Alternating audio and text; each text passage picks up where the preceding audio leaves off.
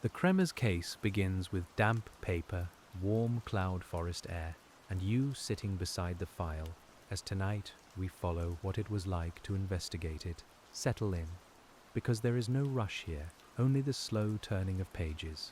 The names on the first page are Chris Kremers and Lisanne Froon, two young Dutch women who came to Panama in the spring of 2014, and whose disappearance near Boquete left behind a trail of photographs, phone records, search notes, and unanswered spaces. You can imagine the case file as it might feel in your hands, a little heavy at the corners, its pages softened by many people opening it again. The Kremers case is not the kind of mystery that asks to be shouted across a room. It asks you to sit quietly, to notice timestamps, weather, mountain paths, and small choices made on an ordinary day. It asks you to listen to what is known, and also to respect what was never fully learned. In that quiet, the work begins slowly of travel, carrying the familiar lightness of students far from home with plans, messages, photographs, and days still open ahead of them. When you look at the early pages, you don't find a dramatic beginning, only movement through airports, bus stations, guest rooms, and Spanish lessons. You see young women making arrangements, writing home, preparing for volunteer work, and trying to settle into Boquete, a mountain town where the air can feel cool after the heat below. The file smells in the mind of photocopied paper and rain drying on a windowsill. Boquete sits in the western highlands of Panama, below the slopes and cloud forests near Volcan Baru, where mist can gather in folds of green before a person notices the day changing. If you were investigating the Kremers case, you would need to learn the town before you studied the trail. You would listen for the sounds of dogs near restaurants, trucks passing on narrow roads, water moving somewhere beyond the trees, and English, Dutch, and Spanish crossing softly in hostile kitchens. The place itself becomes part of the evidence, not as a suspect, but as a landscape that holds memory unevenly. The trail most often mentioned in the file is El Pianista, a path that begins near Boquete and climbs through forest toward a viewpoint at the Continental Divide. You can picture the start of it without making it frightening, just a damp track, roots underfoot, leaves brushing shoulders, and the thin sound of insects under the afternoon air. Tourists walked there, guides knew it, and on the right day it could seem like a pleasant excursion rather than a serious wilderness crossing. That ordinary quality matters, because investigators often begin with what seemed ordinary before anything was missing. On the 1st of April 2014, Chris and Lisanne set out along that trail, and the early camera photographs show them smiling in daylight.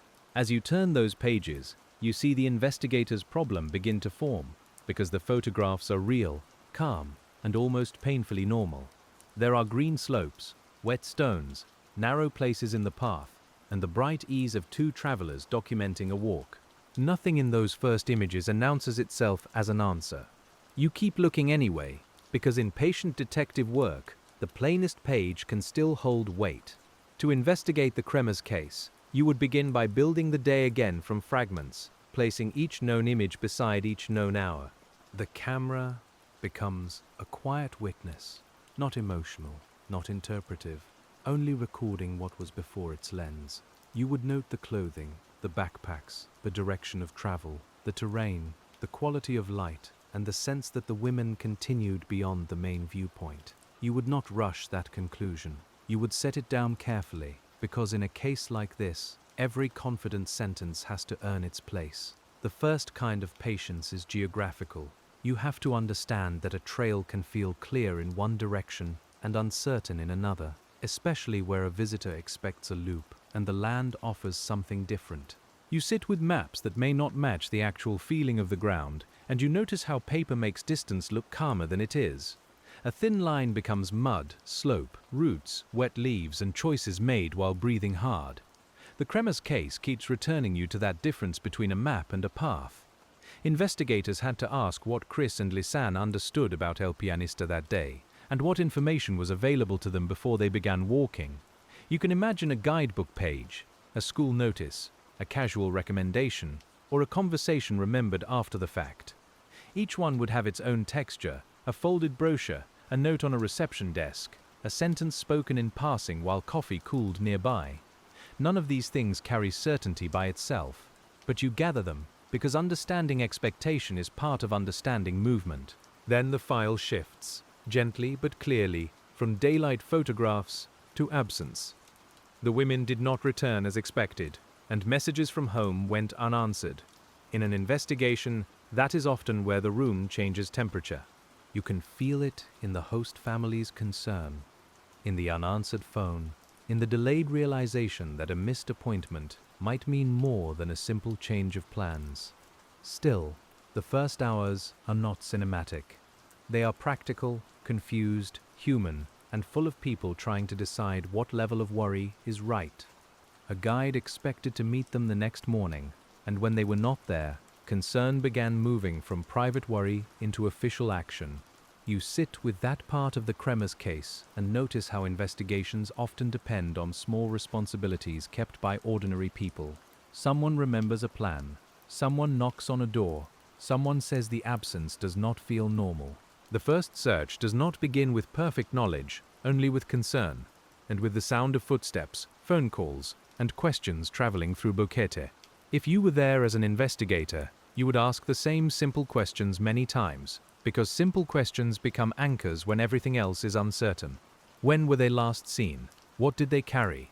Who spoke with them? What path did they mention? Did anyone hear from them after they left? The answers would arrive unevenly, some clear, some second-hand, some later corrected. You would write them down under fluorescent light, with a pen tapping softly beside the page, because patient work often means accepting that the first version is rarely the final one. The early search around Boquete had to move through difficult country, where sound can disappear into vegetation, and where a person a short distance away may be hidden by slope and growth. You can imagine searchers moving with wet boots, radios clipped to belts, and the smell of leaves pressed underfoot. Dogs, guides, police, border service personnel, and volunteers became part of the effort. Helicopters and ground teams covered what they could. The Kremers case, at this stage, was still a search for living people, and that hope shaped every step. Search work is not only motion, it is waiting, coordinating, checking, returning, and checking again. You would see names on sign-in sheets, routes marked and remarked, and exhausted people trying to remember which ravine had already been called into. The forest does not answer politely. It gives back mud, echo, heat, rain, and moments when a voice seems to carry, then vanishes into trees. For a sleep story, we keep that softly, because the human part is not fear, it is persistence, and the quiet refusal to stop looking too soon. Days passed, and Chris and Lisane's parents traveled to Panama, bringing with them a kind of sorrow that no case file can flatten into paperwork. You turn the page with care here. Family members are never just background in an investigation. They are the keepers of habits, voices, last messages, and ordinary details that suddenly become important. They can tell you whether silence was unusual, whether a plan fit a personality, whether a photograph shows a familiar expression. Their love becomes part of the search, and it makes the file feel warm and heavy at once. In the Kremers case, international attention grew because two Dutch families were waiting for answers in a Panamanian mountain town far from home. That distance mattered. It meant translation, coordination, different agencies, and different expectations about how information should move. You can picture embassy offices, airport arrivals, local police stations, and rooms where Spanish and Dutch concerns met through interpreters. Every sentence needed to cross more than one boundary. Investigating the case was not just searching land. It was searching through systems, languages, assumptions, and time. The phones, when they were eventually studied, became one of the most important parts of the file. But before we reach the backpack and the later discoveries, you have to sit with the silence that came first. For weeks, investigators had no phone logs in hand, no camera recovered, and no neat set of coordinates pointing to one place. They had the trail, the last known plans, witness accounts, and a landscape that resisted easy answers. That is what it was like in the early Kremers investigation, a room full of questions and very little solid ground. When you work a case like this, patience is not a mood, it is a method. You keep returning to the known timeline because the timeline is the spine of the file. The 1st of April, the hike, the missed return, the missed appointment, the searches, the days without contact. Each entry looks small on paper, but each one carries a whole human day inside it, with meals uneaten, beds unused, messages unread, and families waiting by phones in another country. There is a particular quiet around missing persons files after the first searches. Do not find the person. The first energy has passed, but the need has not. You can feel the paper grow thicker, more statements are added, more maps are marked, more people are asked whether they saw two young women walking near the trail, near town, near a road, near a river. Some answers seem helpful and then fade, others seem minor and later become worth rereading. In the Kremers case, the waiting itself became part of the evidence. As you sit with the file, you begin to understand why investigators often become careful about speculation. A theory can feel comforting because it gives the mind a shape to hold, but the file may not support it. In this case, many theories would later grow around the unanswered spaces. Some imagined misadventure, some imagined other involvement, some focused on the camera, some on the phones, and some on the recovered items. But in the room where real work happens, you have to return to what can be handled, tested, and compared. The landscape north of the divide mattered because the later photographs suggested Chris and Lisanne continued past the summit area. You can imagine an investigator tracing that movement with a fingertip on a map, then looking up at someone who had walked the path many times. Beyond the viewpoint, the route changes in meaning. For a casual hiker expecting to return, continuing onward may have brought confusion, especially if signs were unclear and the path seemed to invite another step. You do not force certainty into that moment, you just let the possibility rest there. In a calmer office, far from the wet trail, the same question would be asked again and again. Where did they turn, if they turned at all? If they continued, how far did they go? If they became uncertain, when did that uncertainty become urgent enough to reach for a phone? You can hear the soft click of a pen cap, the low hum of an air conditioner, and the rustle of forms as investigators tried to make a living day out of incomplete records. That is the patient shape of the Kremers case. Then, weeks after the disappearance, the investigation changed when a blue backpack was found near a river by the village of Alto Romero. You can feel the room become still around that sentence. Not in a dramatic way, but in the way people become quiet when something long missing has finally appeared. The backpack was reported in mid-June, and it held items that belonged to the women: sunglasses, a water bottle, money, a camera, phones, personal things, damp with meaning even if they were physically in good condition. For an investigator, a recovered bag is both a gift and a complication. You have something to examine at last, something that can be photographed, logged, lifted, opened, and placed under light. But you also have new questions. Where exactly was it found? Who handled it? How long had it been there? Had water moved it? Had the river risen? Had anyone seen it earlier? You would want gloves, clean bags, careful notes, and an unhurried chain of custody, because every touch can matter in a case so thin on certainty. The Kremers case has often been discussed through that backpack, because it gathered the investigation into one physical object. You can picture it on a table, blue fabric darkened in places, zippers checked, contents arranged one by one. The room would smell of plastic, paper, and river damp, and every item would seem both ordinary and deeply out of place. A pair of sunglasses is just a pair of sunglasses until it belongs to someone missing. A phone is just a phone until its log becomes a record of unanswered attempts. The phones showed attempts to reach emergency services after the hike began. One call came from Chris's phone in the late afternoon and another from Lisanne's shortly after. You would write the times carefully in spoken form, 4:39 and 4:51, because those minutes have been read by many eyes. The calls did not connect in any meaningful way, apparently because of poor reception in the area. In the file, that detail feels quiet and painful. Help was reached for, and the signal did not carry. After those first emergency attempts, the phones were used in ways that suggest repeated efforts to check for service over later days. You sit with that record slowly, because phone logs are cold documents that can still feel intensely human. A device turns on, a signal is sought, a battery level drops, a code may be entered, or not entered, or entered incorrectly. Investigators had to ask what those actions meant without pretending to know whose hand made each one. In the Kremers case, the phones became clocks without a full story attached. There is something almost intimate about reading phone activity in a missing persons file. You are not reading thoughts. You are reading behavior left behind by small machines. The screen would have glowed in someone's hand. The glass might have been slick with humidity. A thumb may have hesitated over an emergency number. The battery icon may have become a quiet measure of time. As an investigator, you would be careful here, because the temptation is to make each action speak more clearly than it truly can. Lisanne's phone eventually stopped being used after its battery ran down, while Chris's phone showed later activity on several days.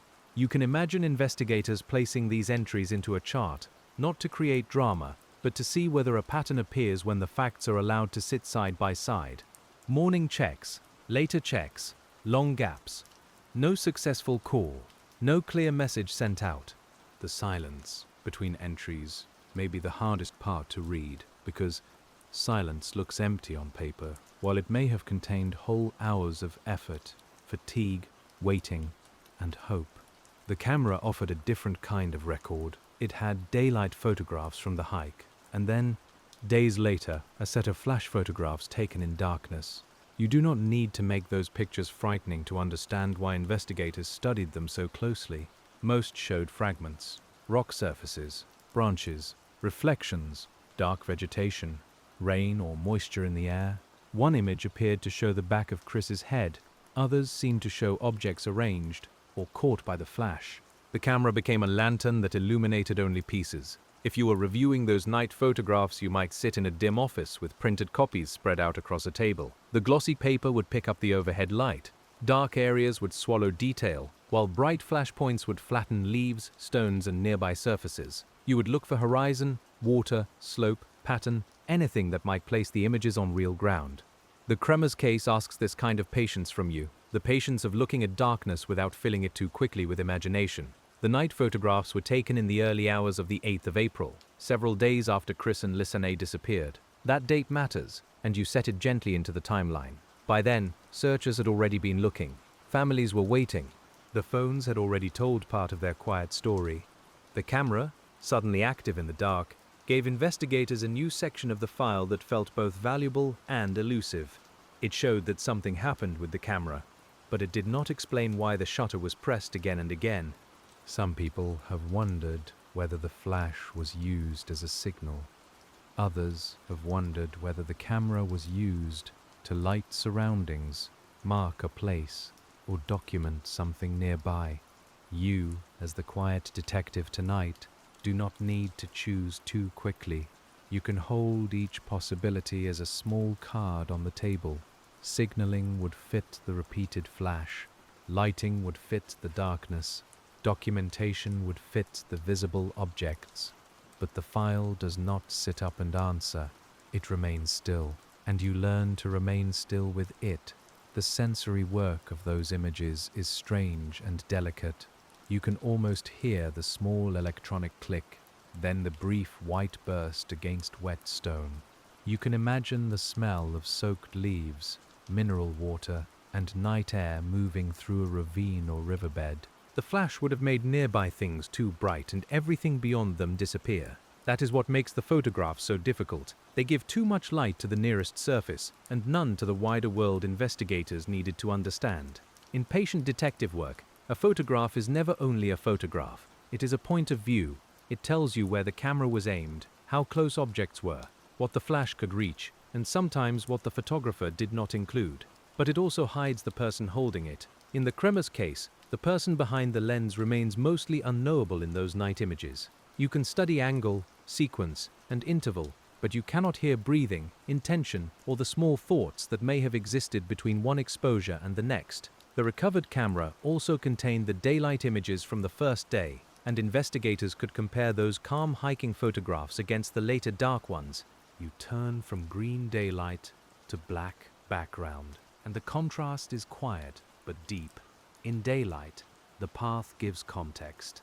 In darkness, context has to be built from fragments.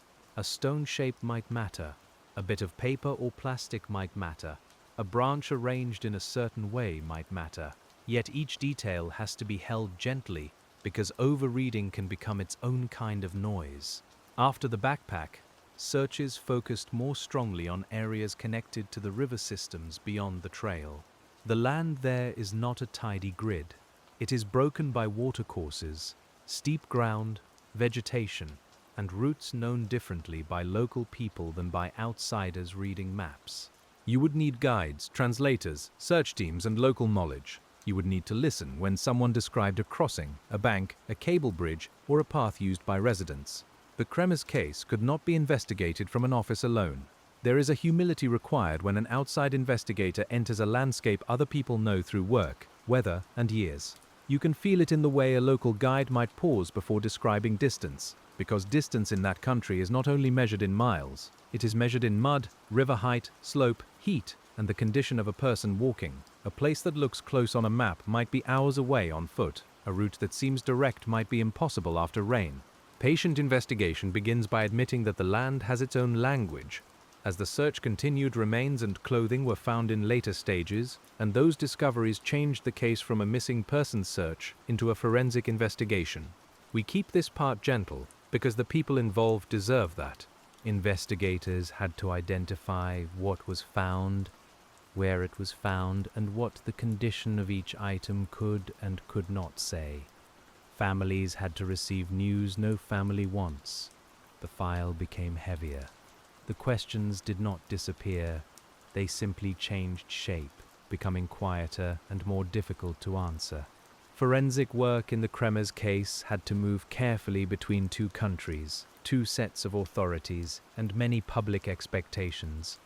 You can picture sealed evidence bags, laboratory benches, typed reports, and the faint chemical smell of forensic rooms. There were tests for identity. There were assessments of location and condition. There were discussions about whether the available evidence supported accident, misadventure, or something else. But the physical findings were limited, and limited evidence rarely speaks in complete sentences.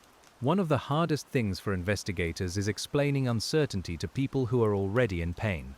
A laboratory can confirm identity.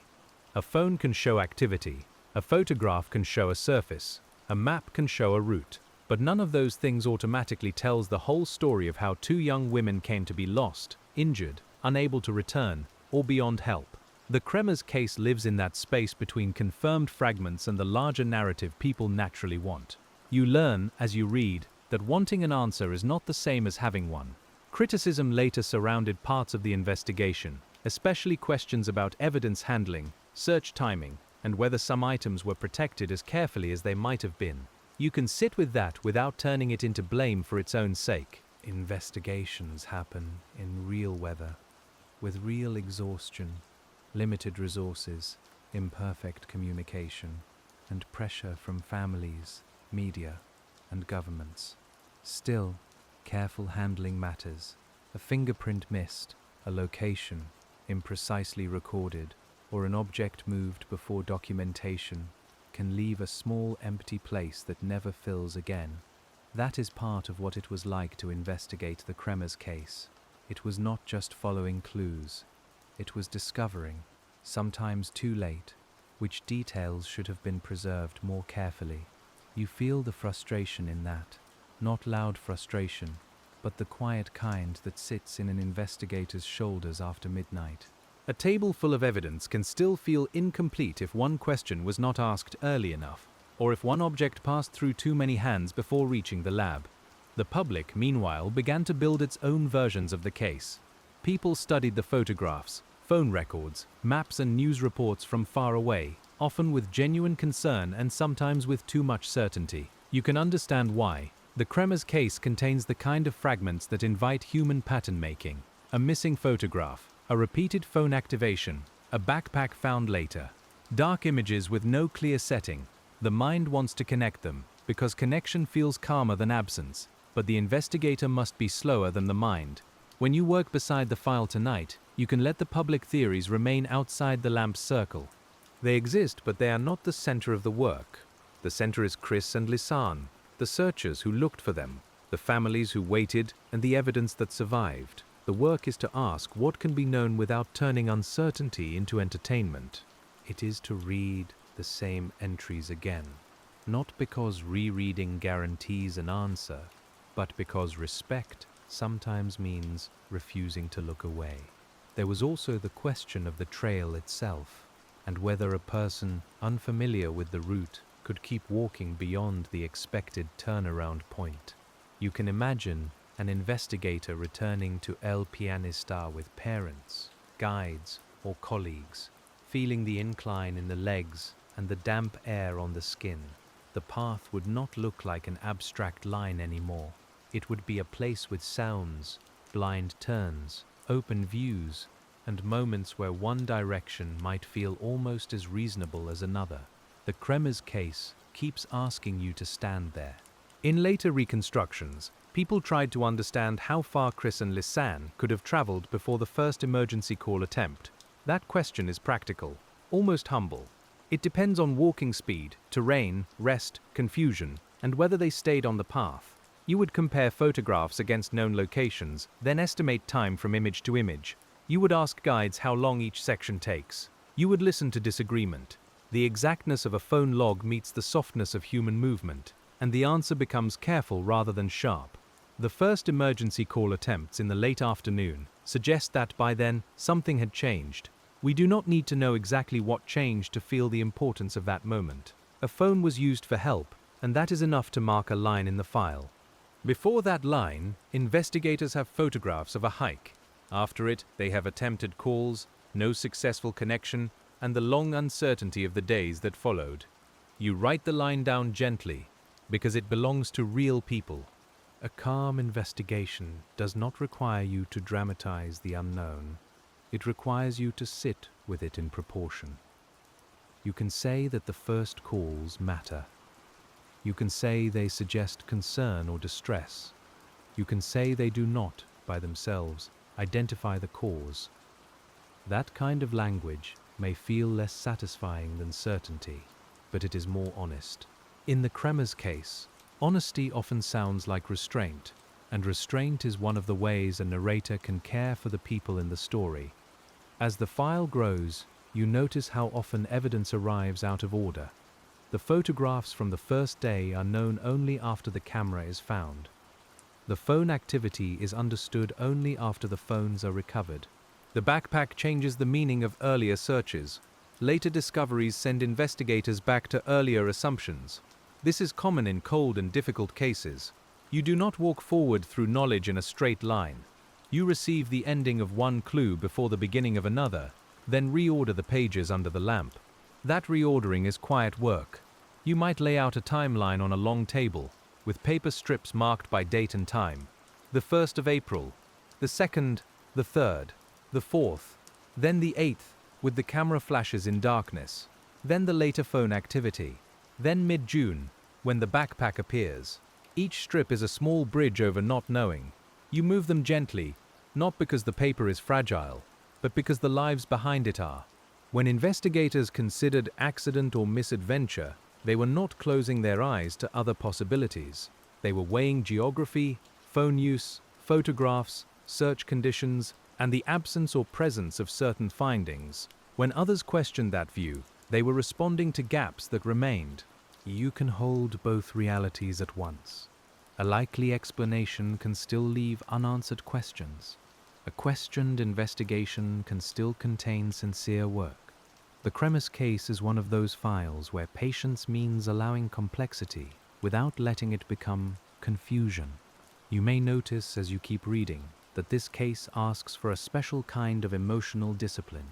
It is easy to feel protective of the missing, critical of mistakes, impatient with uncertainty, or drawn toward a theory that seems to gather the pieces cleanly. But the quieter path is to return to the evidence. What was photographed? What was logged? What was found? What was searched? What was tested? What was never recovered? The repetition is not dull.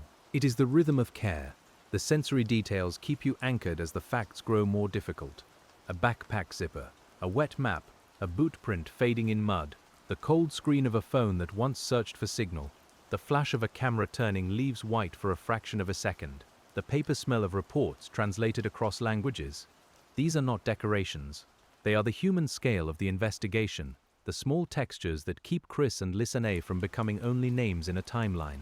And when the next part of the file comes down from the shelf, you return to the people who searched the land itself, because before the theories, before the online maps, and before the long arguments over photographs, there were men and women walking through humid green corridors, calling names into the trees, and waiting for the forest to give back anything it could.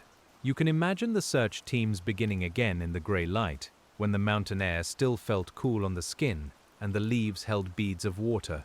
In the Kremers case, those early searches were not tidy lines on a report, but long days of boots in mud, radios crackling, and people pausing to listen between calls.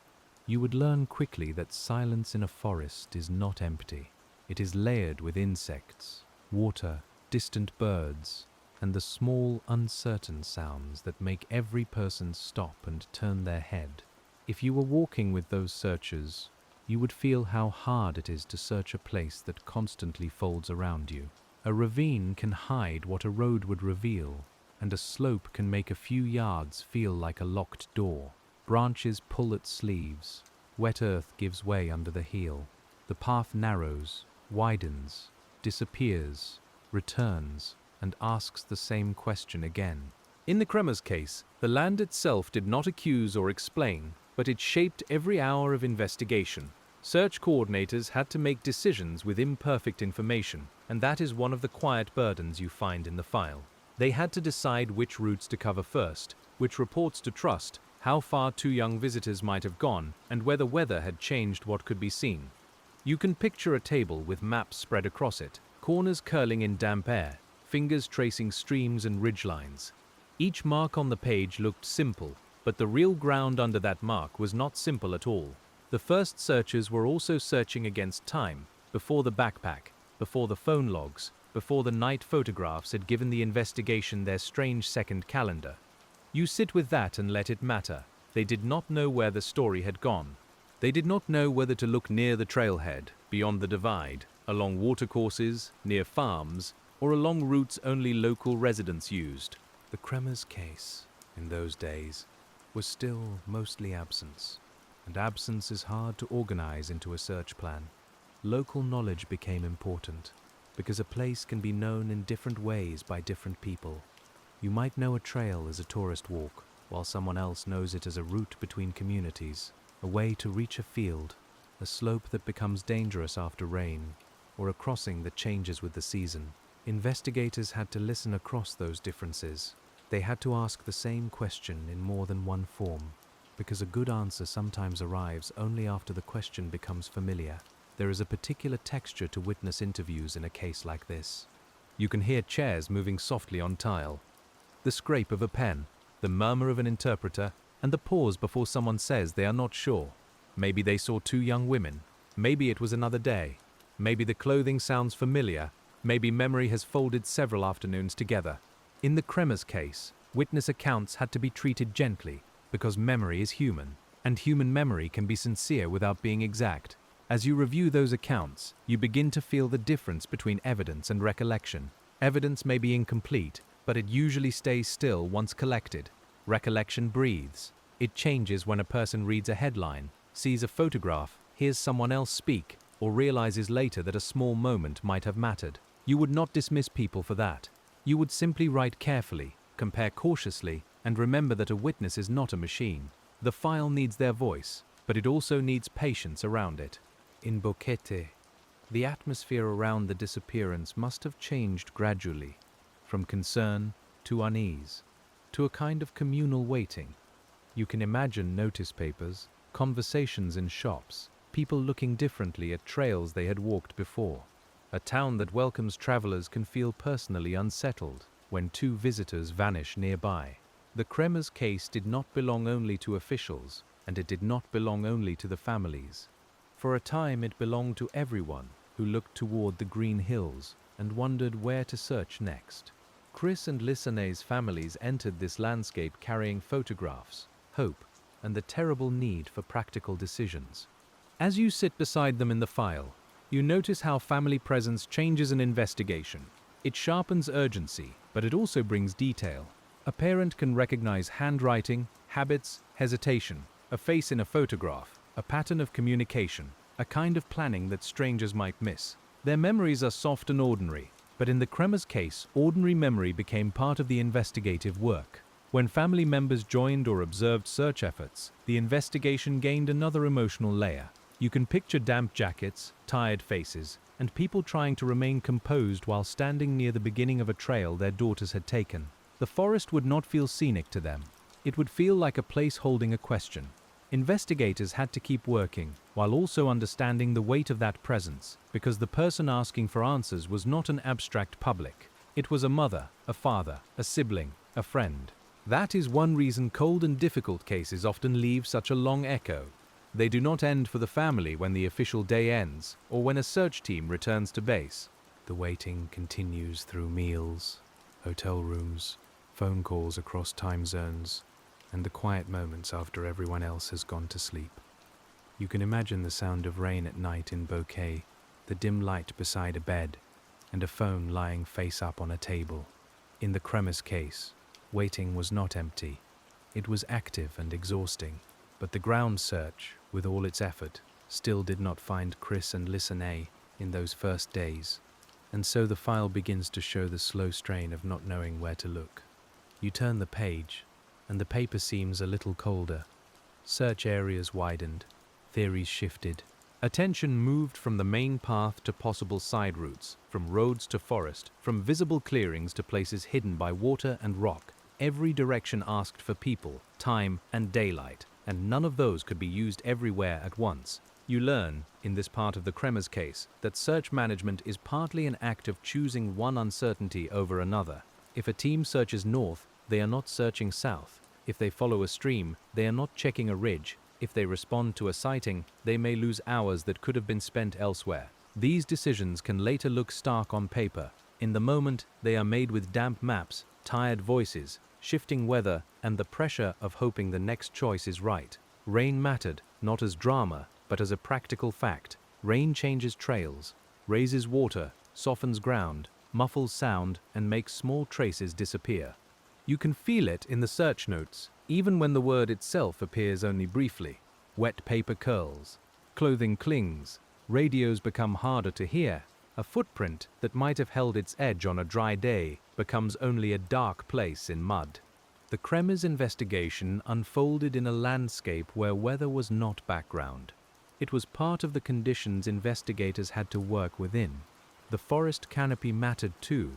Under thick growth, air can feel still while water drips from leaves long after rain has stopped. Light arrives broken and green. A bright shirt may vanish behind a bend. A call may bounce or be swallowed by vegetation. If you were searching there, you would learn to look slowly, not just ahead, but down, sideways, under, and across. The Kremers case teaches that searching is not only movement through space, it is a repeated act of attention, one small area at a time. Dogs were used in the search, and that brings another sensory world into the file. A dog reads the air differently from a human being, following scent traces that people cannot see or name.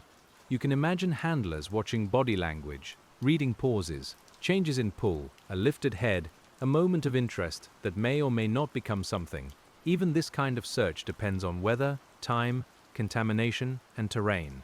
Nothing is magic in patient detective work. Every tool has strengths, and every tool has limits. Helicopters added height, but height also has limits. From above, forest can become an unbroken green surface, beautiful and almost unreadable. You might see a clearing, a river bend, a roof, a trail segment, but not the small spaces beneath branches where a person or object could be hidden. The Kremers case required eyes on the ground as well as eyes in the air. You can hear the distant rotor sound fading, while below it, searchers continued step by step through wet vegetation. At the same time, investigators were trying to understand the last ordinary hours before the hike.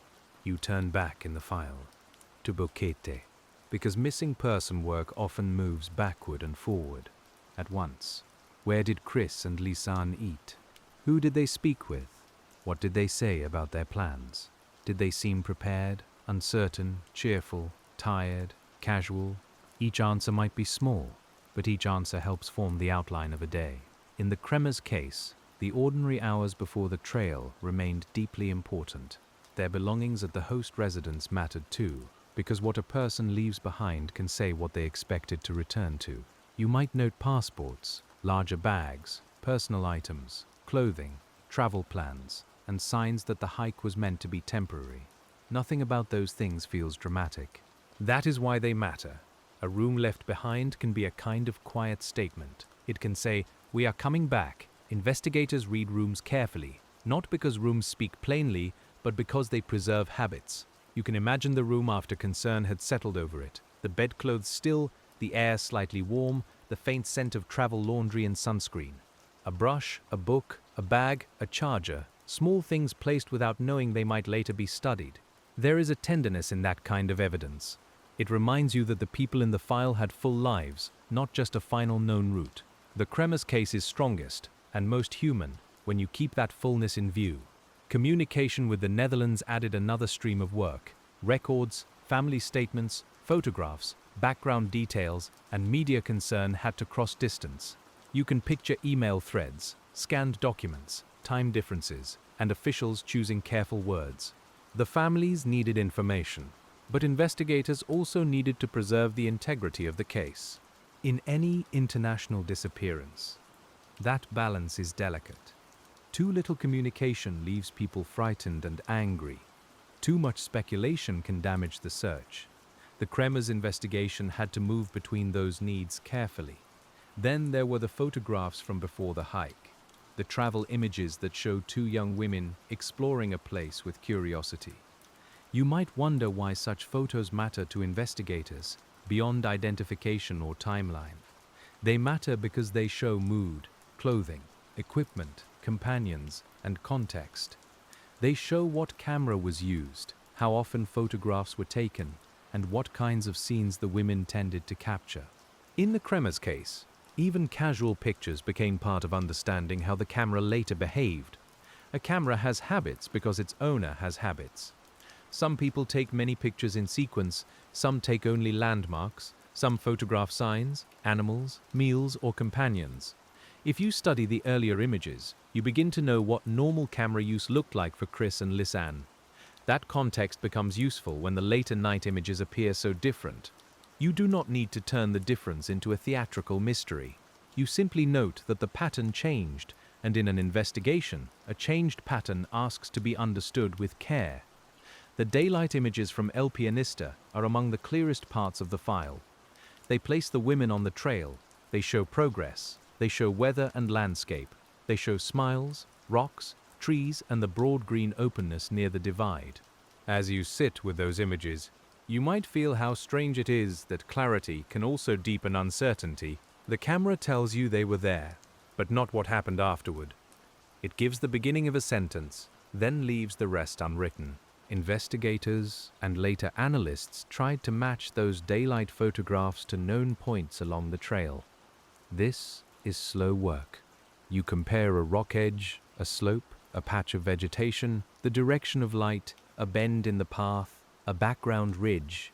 You might visit the same spot, hold a print in your hand, and turn your body until the old image and the living landscape nearly meet.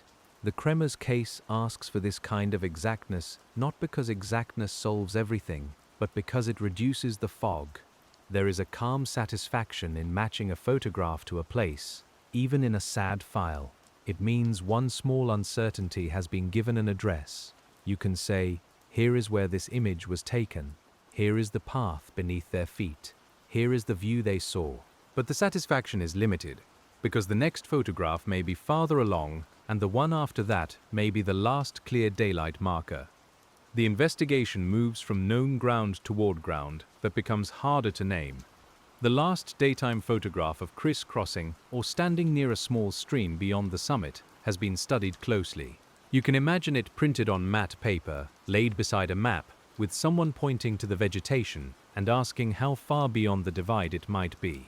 It appears calm, ordinary, and yet important, because it shows travel past the point many hikers treat as the turnaround. In the Kremers case, that image became one of the quiet hinges in the timeline. It does not explain why they continued. but it shows that they did. From there, investigators had to consider what the terrain offered next. Paths can branch, ground can descend, streams can become guides or obstacles. A person trying to return might follow what seems familiar, or might continue in the hope of reaching a road or settlement. You sit with those possibilities without forcing them into certainty. The important thing is to remember that uncertainty in the landscape can grow gradually. It may not begin as panic. It may begin as a small hesitation, then another, then the recognition that the way back is no longer clear. Phone records suggest that by late afternoon, help was being sought. You return to those emergency call attempts because they are among the few timed actions available. The first was from Chris's phone, then one from Lisanne's, separated by minutes that investigators have read again and again. You can imagine the phone held up toward open air, perhaps moved slightly, perhaps checked for bars. The screen would have reflected a face, a sky, a canopy, or nothing clearly at all. The Kremers case lets you see the action, but not the full circumstance. Signal coverage in mountainous forest can be unreliable, and that technical fact becomes deeply human in this file. A phone may show no service in a low place, then briefly find something on a ridge, then lose it again under trees. Investigators had to understand towers, terrain, battery use, and emergency call behavior. You might sit with a technical report that feels dry until you remember what each failed attempt meant. It meant someone tried to reach the outside world. It meant the device could not bridge the distance. Later checks of the phones have been read many ways, but the basic rhythm is one of intermittent use. Turned on, checked, turned off, tried again, battery preserved, time passing. You can imagine why investigators studied whether correct personal identification numbers were entered, whether a phone was accessed normally, and when activity stopped. These details can suggest who may have been using a device, but they do not always speak plainly. In the Kremers case, the phone records are important because they are precise and still incomplete. There is a lesson here about digital evidence. It can look exact because it gives times, dates, and actions, but exact data does not always give exact meaning. A log can tell you when a phone powered on, but not why. It can show an emergency number dialed, but not what the caller saw. It can show no successful connection, but not the feeling of waiting for a bar of signal to appear. You, as the investigator tonight, have to keep the data and the human moment beside each other. Battery life itself becomes a quiet measure of the days. Investigators would note remaining charge, usage intervals, and the eventual silence of each device. You can feel the strange intimacy of that. A battery is not emotional, but in a missing person's case, its decline becomes a kind of clock. Each percentage lost is another little narrowing of possibility. The phones in the Kremers case did not tell the full story, but they helped mark the passage of time in a place where ordinary clocks had become distant. The camera's night photographs mark another kind of time, one that feels less orderly. They appear days after the last daylight images, in the early hours, taken in darkness with flash. Investigators had to ask whether the photographs were accidental, intentional, signaling, lighting, or documentation. Each possibility carried different implications, and none could be proven cleanly from the images alone. You can picture a forensic analyst enlarging details on a screen, the room dim, the monitor glow cool against tired eyes, searching for a fixed point in the dark. Those night images are often discussed because they feel like fragments from a sealed room. They show closeness but not context. A wet rock may fill the frame.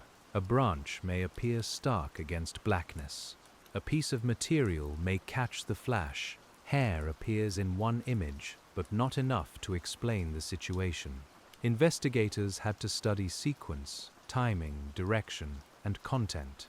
You do the same, slowly, remembering that the photographs were made by real equipment in real darkness, not by a mystery wanting to entertain you. The spacing of the night photographs matters because repeated flashes over time may suggest an effort, a purpose, or a pattern. But purpose is difficult to prove. You can count intervals. You can examine whether the camera was aimed outward, upward, downward, or towards specific objects. You can compare frames for movement. Yet the person holding the camera remains silent. In the Kremers case, this is one of the places where evidence becomes almost intimate and still refuses to become speech. Some investigators and observers have considered whether the camera flashes might have been used to attract attention. That idea is understandable. In darkness, a flash can travel farther than a voice, especially if someone believes searchers might be nearby. You can imagine the small white burst against rain, repeated into the night, each flash briefly creating a world and then losing it again. But even if that explanation feels plausible, it remains an interpretation. The file allows it, perhaps, but does not seal it. Others have looked at the same images and wondered whether the camera was used to inspect surroundings. That, too, has a human logic. If you were in darkness without reliable light, the flash might become a brief tool. You might photograph a surface just to see what was there after the image appeared. You might check water, rock, branches, or a possible path. Investigators had to let that possibility stand beside the signaling idea. The Kremers case often gives you more than one reasonable thought and asks you not to hurry. The image, sometimes described as showing hair, has received special attention, and it should be handled with restraint. You can say that it appears to show the back of Chris's head, or hair consistent with her, without pretending it reveals more than it does. It does not give a location. It does not give a full scene. It does not explain who held the camera. It is a close, bright, partial image. And partial images have to be treated gently, because they invite the mind to complete what the lens did not capture. If you were in the evidence room, you might place that photograph beside the others and resist the urge to isolate it emotionally. It belongs to a sequence. It has timing. It has neighbors. The investigation asks how all the images relate, not only which single frame feels most haunting. You would check metadata, order, intervals, exposure, and whether any image seems moved, deleted, or missing. In the Kremers case, the camera's internal record became almost as important as the images themselves. One widely discussed issue involves a missing image number in the camera sequence. You can mention it calmly because it is part of how people have studied the file. A missing number may be caused by deletion, technical handling, transfer processes, or other ordinary camera behavior, depending on the device and circumstances. Investigators and independent observers have debated its meaning. You, reading by the lamp, do not need to treat it as proof of anything by itself. You mark it as a question, and questions require context. Context means asking who had the camera, when it was recovered, how files were copied, what software read them, and what the camera model normally does when an image is deleted. It means resisting a simple leap from absence to certainty. A missing file can matter greatly, or it can be a technical artifact. The work is to find out which is more likely. In the Kremers case, small digital irregularities became large in public discussion because the larger story remained unresolved. That is one of the quiet dangers in long investigations. When the central answer is missing, every smaller absence begins to glow. A gap in a photo sequence, a change in phone access, a delay in finding a backpack, a witness account that does not fit neatly. Each may deserve attention, but each can also be asked to carry too much. As the detective tonight, you keep your hand steady. You let each detail have its proper weight, no less and no more, and that is a form of care. The backpack's condition has also drawn attention, because people naturally wonder how an object could survive weeks outdoors with certain contents preserved. Investigators had to think about water, mud, shelter, movement, and the exact place it was found. A backpack may be carried by current, caught on vegetation, protected for a time, or exposed only intermittently. The file does not become simpler just because an object appears. Sometimes, a recovered object brings as many questions as answers. And in the Kremers case, the blue backpack did exactly that. You can picture the woman who reportedly found it near the river, not as a figure in a mystery novel, but as a local person encountering something out of place. A blue bag where there should not be one. Familiar items inside, once authorities connected them to the missing women. The handover of that backpack became an important moment. Every investigation depends on such moments, when a person recognizes that an ordinary object may no longer be ordinary. The quiet act of reporting it changed the direction of the case. Once the backpack was recovered, the case gained physical anchors beyond the trailhead and early photographs. Items could be tested, devices could be read, families could be told there was new material, search areas could be reconsidered. Yet none of that meant the answer had arrived. You can feel the investigators' mixed reaction, relief at having evidence, and the heaviness of what that evidence implied. In patient detective work, a discovery can be both progress and sorrow at the same time. The phones, inside the backpack, gave investigators the timeline that now shapes much of the Kremers case. You see how important recovery is in digital evidence. Without the physical device, the record may be gone forever. With it, even if incomplete, investigators can extract logs, check attempts, and reconstruct patterns. The devices were no longer just belongings. They were diaries written in power cycles, call attempts, and access records. A quiet kind of diary, with no sentences, but with marks left by use. Investigators would also look for fingerprints, DNA, and traces on recovered items, though environmental exposure and handling can complicate everything. You can imagine the slight tackiness of fingerprint powder, the clean smell of gloves, the careful lifting of a strap or zipper tab. In a perfect world, every object arrives untouched and dry in a sealed bag. Real cases are rarely perfect. The Kremers case moved through forest, river, local discovery, official collection, and international attention, and each stage shaped what could later be known. Forensic laboratories can feel very far from the mountain trail, yet they are connected by the smallest things. A fiber, a stain, a trace of skin, a file timestamp, a serial number. You sit with the idea that modern investigation often moves between mud and microscope, between a wet path and a quiet room of machines. But even advanced tools cannot create evidence that was never preserved, and they cannot always turn exposure to rain and time into certainty. The science is patient, but it is not limitless. When later remains were identified as belonging to Chris and Lisanne, the families received confirmation, but not a complete explanation. We stay gentle here. Identification can end one kind of waiting while beginning another. Investigators could confirm loss, but they still had to ask where, how, and when the crucial events unfolded. The Kremers case became both clearer and more painful. The women were no longer simply missing, yet the story of their final days remained only partly visible through evidence. The locations of recovered remains and clothing suggested movement through a river environment, and that created questions about whether water had transported items from an original location. You can imagine investigators standing near a bank, listening to the current, watching leaves catch and spin around stones. A river is not still evidence. It moves, lifts, drags, hides, and reveals.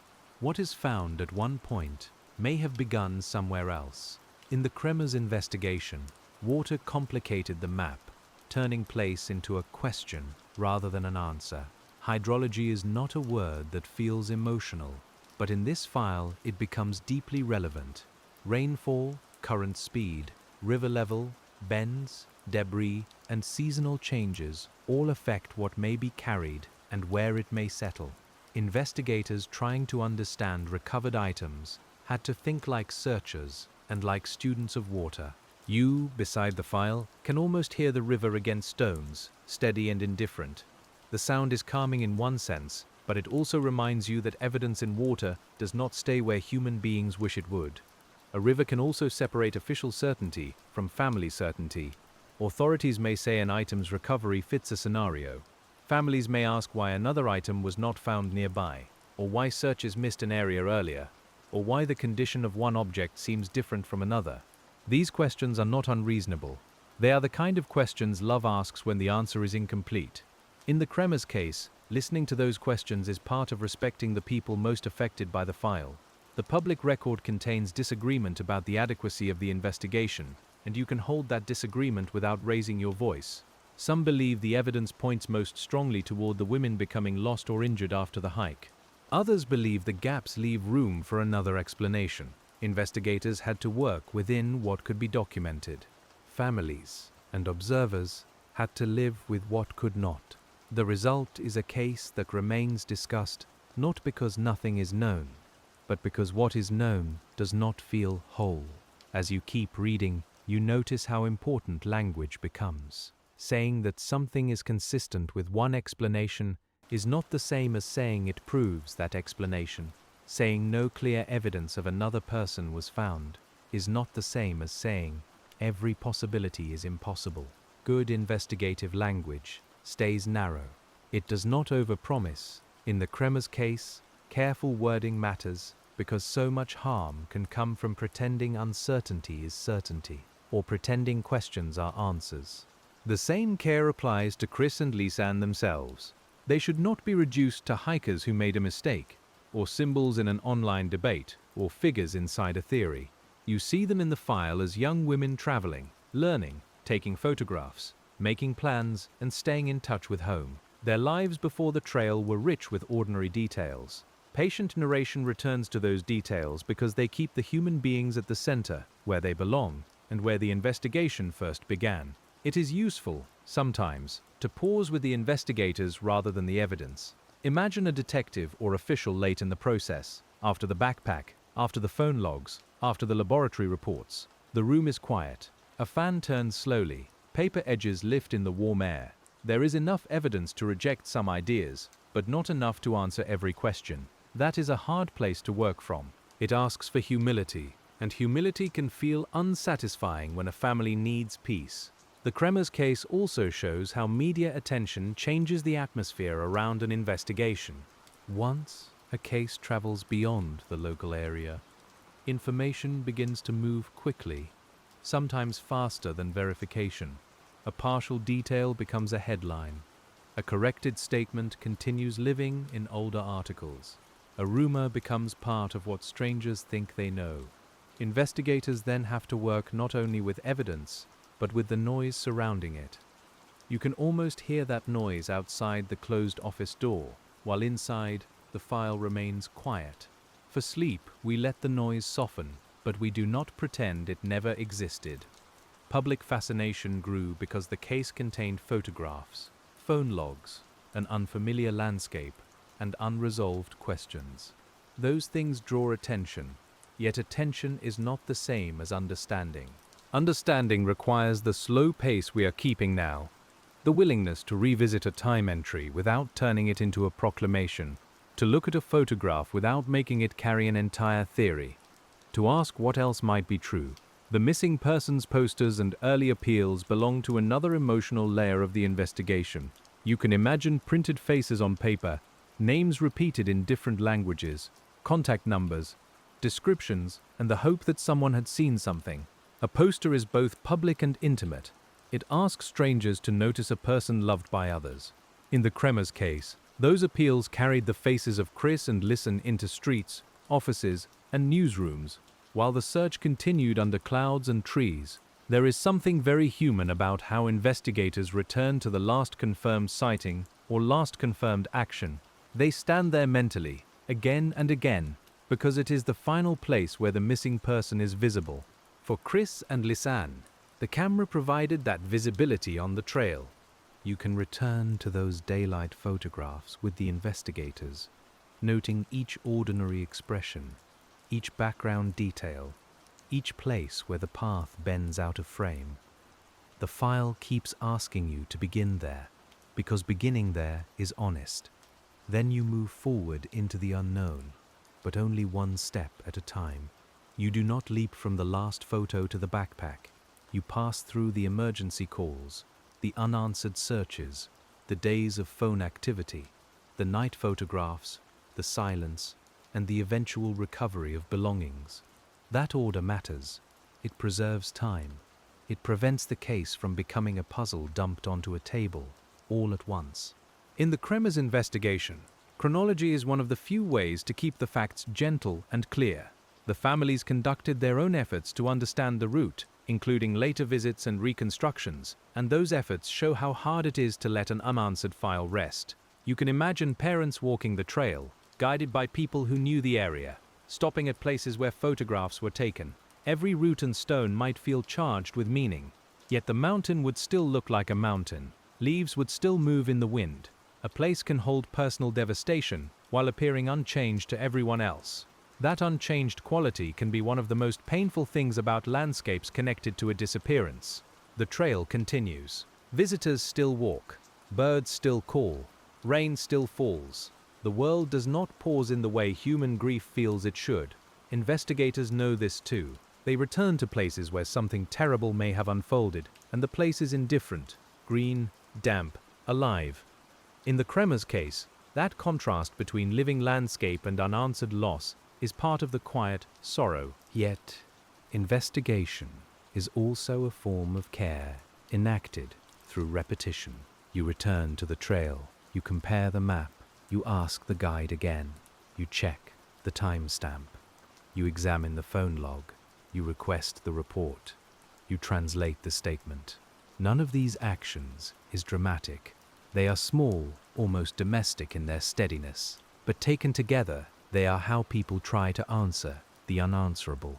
The Kremers case is remembered partly because so many people kept returning to the same unanswered places. In the file, the official leaning toward an accident or getting lost has often existed alongside public doubt.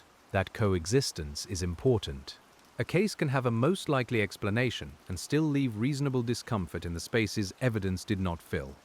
You can think of it as a room with several lamps lit and several corners still dark. The lit areas matter. The dark corners do too. The investigator's duty is not to pretend the whole room is bright, but to describe honestly where the light reaches. When you examine the idea of becoming lost, you do not need to make it foolish or simple. People become lost in familiar places, and Chris and Lisanne were not in a familiar place. Forest paths can create confidence until they do not. A person may continue because turning back feels just as uncertain as going forward. Weather, injury, fatigue, and failing light can change a decision that seemed harmless 2 hours earlier. In the Kremers case, the lost scenario deserves seriousness because it is possible without being neat. Injury, too, can be considered without describing anything harshly. A slip, a fall, a twisted ankle, a difficult crossing, or a place where movement became limited could change everything. Investigators had to think about that because the terrain made such possibilities real. You can feel the ground underfoot as you read. Slick roots, loose stones, narrow banks, wet slopes. Nothing needs to be exaggerated. The landscape already provides enough difficulty. A calm file does not need drama when practical obstacles are present. At the same time, investigators had to consider whether any other person may have been involved, because responsible work does not ignore possibilities simply because they are uncomfortable. That meant asking about sightings, local reports, recovered evidence, and whether anything clearly indicated another person's role. Public theories sometimes went far beyond the evidence, while official conclusions tended to remain more restrained. You can hold this carefully. The Kremers case shows how absence of clear proof can leave suspicion alive, but suspicion alone cannot become fact. This is where the discipline of the investigation matters most. You can wonder. Families can wonder. The public can wonder. But official statements require something firmer. They require evidence that can withstand pressure, translation, and time. If no such evidence exists, the file must say so, even when that answer feels incomplete. You may not like the restraint, but you can respect its purpose. It protects real people from the harm of unsupported certainty, and it keeps the case grounded in what can actually be known. The longer you sit with the Kremers case, the more you notice that many questions begin with the word why. Why continue past the viewpoint? Why call when they did? Why use the phones intermittently? Why take night photographs? Why was the backpack found where it was? Why were some items recovered and not others? Why did searches fail to locate them sooner? Each why is understandable. Each why reaches toward a person's private moment, and many private moments leave no witness. Investigators often have to translate why questions into what questions, because what questions can be examined more reliably. What time was the call? What image came before? What path exists beyond the summit? What items were inside the backpack? What weather occurred that week? What search areas were covered? What remains were identified? This does not remove the human ache from the case. It simply gives the ache a method. and method is the quiet tool investigators can offer. The evidence table, if you imagine it, is not dramatic. It is ordinary in its materials. Plastic bags, printed photographs, device reports, maps, statements, laboratory pages, a folder tab, a pencil, a cup of coffee gone cold beside a keyboard. But within those ordinary materials are the last known traces of 2 lives. That is why the room feels so still. Everyone who works the case knows that an item can be both common and sacred, both a clue and a belonging. There is a softness in the way a careful investigator handles personal belongings. Sunglasses are not lifted like props. A water bottle is not treated as an object from a story. They are touched with gloves, photographed, recorded, and placed back with care. The process is technical, but the respect is human. In the Kremers case, those belongings remind you that investigation is not only about reconstructing events, it is also about preserving dignity when the people at the center cannot speak for themselves. The recovery of money and personal items in the backpack has often been discussed because people wonder what their presence suggests. You can note that their presence may be consistent with several possibilities, and by itself, it does not settle the question. If robbery had been central, one might expect valuables to be missing, but real life does not always follow expectation. If misadventure occurred, belongings might remain together. Investigators had to consider these things with care, without allowing any single object to carry more than it could bear. The phones and camera remaining in the backpack are especially meaningful because they preserved the records we now rely upon. Without them, the case would be far more empty. You can feel that dependence as you read. So much of what people discuss comes from devices that happen to be recovered.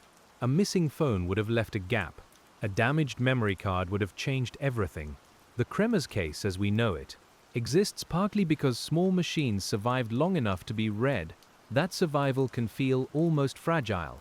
Memory cards can fail. Batteries can corrode. Water can enter seams. Screens can crack. Data can be overwritten, mishandled, or misinterpreted. Investigators working with recovered electronics have to move carefully, often creating forensic copies rather than relying on casual access. You can picture the device connected to a lab computer, its contents pulled into structured reports. The process feels quiet and technical, but in this case it opened a narrow window into several missing days. Those several missing days are the heart of the mystery. The 1st of April begins with visible travel. The 8th gives the night photographs. Between them, the phone logs mark attempts, checks, and silence. You can imagine investigators placing those days on separate pages, each one with a little less known than the mind wants. Weather reports, search activity, battery levels, call attempts, no confirmed sightings, no complete explanation. The Kremers case becomes a calendar with many blank hours, and those blank hours are where speculation grows. To keep speculation calm, you return to the physical world. The women were in or beyond a mountainous trail system. There was poor signal.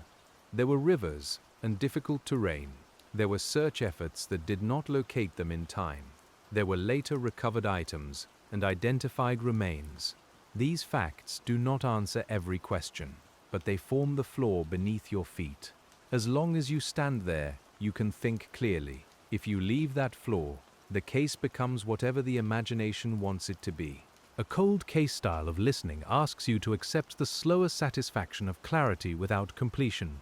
You may understand more than you did at the start, while still not knowing enough to rest fully. That is a familiar feeling to investigators. Many files improve by degrees, not by revelation. One statement is corrected, one location is matched, one timestamp is confirmed, one theory becomes less likely. The Kremers case, even with all its discussion, still moves in these small increments of understanding. And so you return again to El Pianista, because the trail remains the first physical thread. The name itself has become tied to the case, but before that, it was simply a path through green highland forest. You can hear gravel near the start, then softer earth, then roots. You can smell wet leaves and distant farm smoke. You can feel the air cooling as the path climbs. Investigators needed to know that place, not as an idea, but as a body knows a path, step after step. Walking a route changes how you read a file.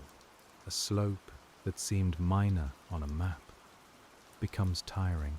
A junction that looked obvious on paper becomes ambiguous in the trees. A stream crossing that appeared small may feel different after rain. You may begin to understand how decisions can be made without feeling like decisions at all. One more bend, one more photograph, one more descent. In the Kremers case, the movement beyond the expected endpoint may have been quiet, gradual, and only later important. If you were recreating the hike, you would pay attention to time without becoming mechanical. How long from the trailhead to the summit? How long from the summit to the next stream? How fast did they appear to walk, based on photo intervals? How much daylight remained? How quickly weather changed? You would carry a notebook that becomes soft in the damp air, and you would write times in pencil, because ink might smear. The work would feel humble, almost monastic in its repetition. You might also ask how the trail was described to travelers at the time. Was it considered safe? Was it marked clearly? Did people commonly continue past the divide? Were guides recommended? Did maps show the continuation accurately? These questions matter because they describe the decision environment before anything went wrong. Investigators cannot assume that Chris and Lisanne understood the trail the way a local guide did. The Kremers case asks you to separate what was knowable to them from what became obvious only afterward. Hindsight is one of the quietest dangers in an investigation. Once you know the outcome, every earlier choice appears heavier than it may have felt in the moment. Continuing down a trail becomes a decision full of meaning. Taking a photograph becomes a clue. Not leaving a message becomes strange. But before the outcome, these things may have felt ordinary.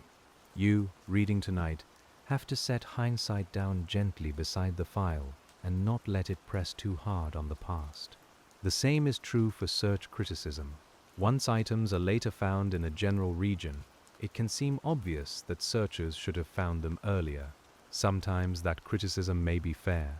Sometimes terrain, weather, distance, and incomplete information explain why they did not.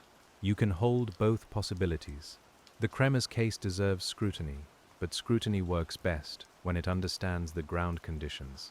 A map after the fact is not the same as a search in rain, under canopy, with time passing.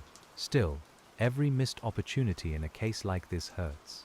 A report not followed quickly enough, a location not recorded precisely enough, a search area too narrow, an item handled before documentation. You do not have to accuse anyone cruelly to feel the cost of imperfection. Investigations are human systems, and human systems leave seams. In the Kremers case, those seams became places where doubt entered, and once doubt enters a file, it can remain there for years. Years are part of the story now. The investigation did not remain only in 2014.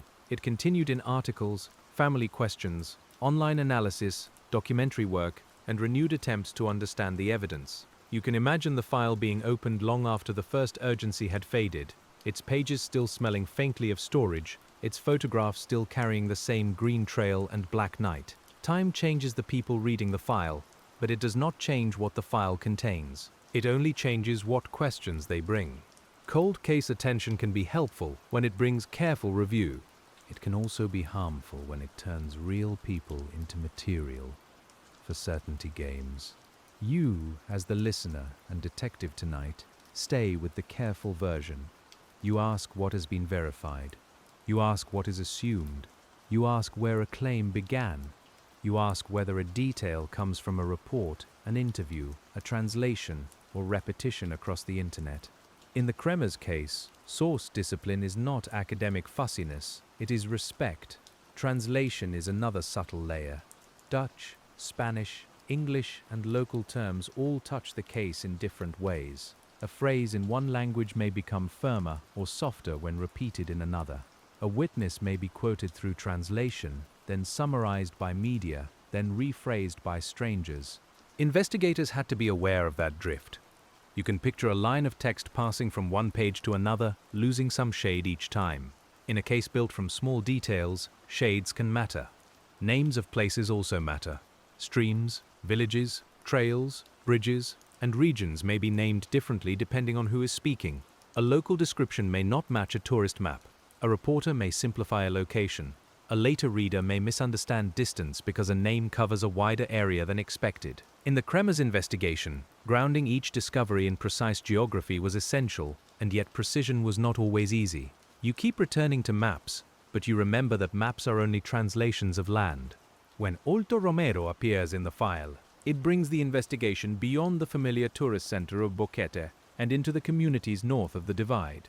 You can imagine different rhythms there: footpaths, rivers, local crossings, homes separated by terrain rather than straight roads. For investigators, this meant relying on residents who knew where water ran high, where objects might catch, and how people moved through the area. The Kremers case was never only about a trail. It was about a wider landscape of human movement. Cable bridges and river crossings have received attention because they suggest places where movement could become difficult or dangerous. You can describe them gently, as structures that require balance, familiarity, and care. A visitor encountering such a crossing might hesitate. A local person might pass with practiced ease. Investigators considering possible routes had to account for those differences. What seems possible to one person may be unreasonable for another. The Kremers case asks you to consider not only where a path goes, but who is walking it, and under what conditions. The farther the investigation moved into the backcountry, the more it depended on reconstructing possibilities rather than certainties. Could they have reached this point by that time? Could they have followed this watercourse? Could an item have moved downstream? Could searchers have missed a location under certain weather? Each question required local knowledge, physical evidence, and humility. You can feel the rhythm of those questions as a slow tapping on the table, not urgent, but persistent. At times, people have wanted one decisive clue to settle the Kremers case: a single photograph, a single phone entry, a single location, a single witness. But the file does not seem to offer that. Instead, it offers accumulation, many small pieces, each with limits. The work, then, is not to crown one clue as king. It is to see how the pieces sit together, where they support one another, where they leave gaps, and where they must remain unjoined. This is why the case continues to hold attention among people who care about patient investigation. It is not simply mysterious. It is methodologically difficult. The evidence is real, but incomplete. The landscape is known, but complex. The timeline has anchors, but long, empty spaces. The official explanation has weight, but not universal acceptance. You can spend years with such a file and still find yourself returning to the same questions, not because you are chasing drama, but because the unanswered parts remain quietly present. And now, as you turn back toward the search notes again, you can let the room grow even quieter, because the next pages belong to the slow work after discovery, when investigators had to take the backpack, the phones, the camera, the recovered items, the maps, and the family questions, and try to make one careful account from materials that did not naturally fit together. To make one careful account from those materials, you would begin by laying them out in the plainest order possible, not the most dramatic one. The Kremers case asks for that kind of discipline, because the mind naturally wants to pull the strangest details forward and let the ordinary ones fall away. You would resist that. You would begin with arrival, plans, the hike, the first emergency call attempts, the searches, the backpack, and the later identifications, letting each piece find its proper place in the sequence. A careful account also has to show what was known at each moment, because investigators never had all the information at once. You, reading now, can see phone logs and camera images together, but the early search teams could not. They were working in the fog of the present, not the clearer arrangement of hindsight. That matters deeply. When you judge a decision, you have to ask what was available to the person making it. And in the Kremers case, the early answer was often very little. The backpack changed the file because it brought several timelines into contact. There was the human timeline of Chris and Lisanne traveling through Panama. There was the search timeline, with days of organized effort and uncertainty. There was the device timeline, recorded quietly inside phones and camera. There was the recovery timeline, beginning when the backpack appeared near the river. You can imagine these lines drawn in different colors across a long sheet of paper, crossing only in a few places, and leaving pale spaces between. Those spaces are where investigators work carefully, because a space is not proof of any one story. A gap may mean something happened that was never recorded. It may mean evidence was lost. It may mean nothing unusual at all, only that the world was not being documented. In the Kremers case, so much attention rests on what was not captured. No successful call, no clear final location, no full explanation for the night photographs. You learn to treat absence as important, but not obedient. The phone records were among the first materials that could be placed precisely in time. You would sit with those entries the way a quiet accountant sits with ledgers, because each line has to be read exactly. Emergency attempts on the first day, later power-ons, later checks, a final stretch of silence. The file gives you no voice recording, no message, no diary. It gives you actions performed on small devices, and you have to let those actions remain small, unless the evidence supports more. The first attempts to reach emergency services in the late afternoon of the 1st of April are especially important because they suggest the hike had changed in meaning by then. You can imagine the investigators marking that time with a circle, then looking back at the last photographs to estimate distance. What could have happened between the last daylight image and the first call? How far could they have gone? Could they have turned around? Could they have reached a place with poor signal and increasing uncertainty? The Kremers case turns those few hours into a quiet field of questions. A good investigator does not answer all those questions at once. You take one at a time. You compare the estimated location of the last photo with terrain beyond it. You ask whether the emergency call time fits possible walking speed. You ask whether rain or injury or disorientation could have changed the pace. You ask whether another person appears anywhere in confirmed evidence. The work is not glamorous. It is pencil, map, report, pause, and then another pass through the same material. The next day matters too, because missed appointments and continued absence moved concern into organized search. You can feel the shift from private worry to public action. A guide expected to see them. Their room did not show the ordinary signs of a planned absence. Messages remained unanswered. By the 2nd of April, the Kremers case was no longer a question of two travelers being late after a walk. It was becoming an emergency, and emergencies require structure, even when knowledge is incomplete. Structure means assigning search areas, gathering descriptions, contacting authorities, and preserving whatever information can still be preserved. You can picture a simple description being repeated many times. Two young Dutch women, one with red hair, one taller with light hair, both in their early 20s, last believed to be hiking near El Pianista. Each repetition carried hope that someone would remember them. Each repetition also risked small changes, as details passed from one person to another. In patient detective work, even the act of describing becomes careful. The Kremers case moved through local police, search and rescue services, border authorities, guides, family representatives, and Dutch officials. That kind of multi-agency work can help, because more resources become available, but it can also complicate communication. You might imagine radios, phones, written reports, translated summaries, and people trying to understand one another under pressure. A search in a mountain town is physical, but coordination is its own terrain. Information has to travel as surely as searchers do. In the office, someone would be building a list of last known contacts and recent plans. You would ask about the Spanish school, the host family, the planned volunteer work, the guided tour that did not happen, the earlier outings, the restaurant visits, the conversations that seemed unimportant at the time. The file grows by ordinary recollection. A person remembers a time, another remembers a phrase, someone checks a receipt or a message. The Kremers case is built from these modest acts of remembering. There is a softness to that kind of work, because it depends on people being willing to revisit ordinary moments, now colored by worry. A host may wonder whether a detail was missed. A guide may replay a conversation. A student at the language school may recall a passing comment. You, as the investigator tonight, do not demand certainty from them. You ask gently, then compare. Memory under stress can bend, but it can also preserve a small light that the file needs. The early public appeals likely carried photographs that showed Chris and Lisanne as their families knew them, not as subjects of a mystery, but as daughters and friends.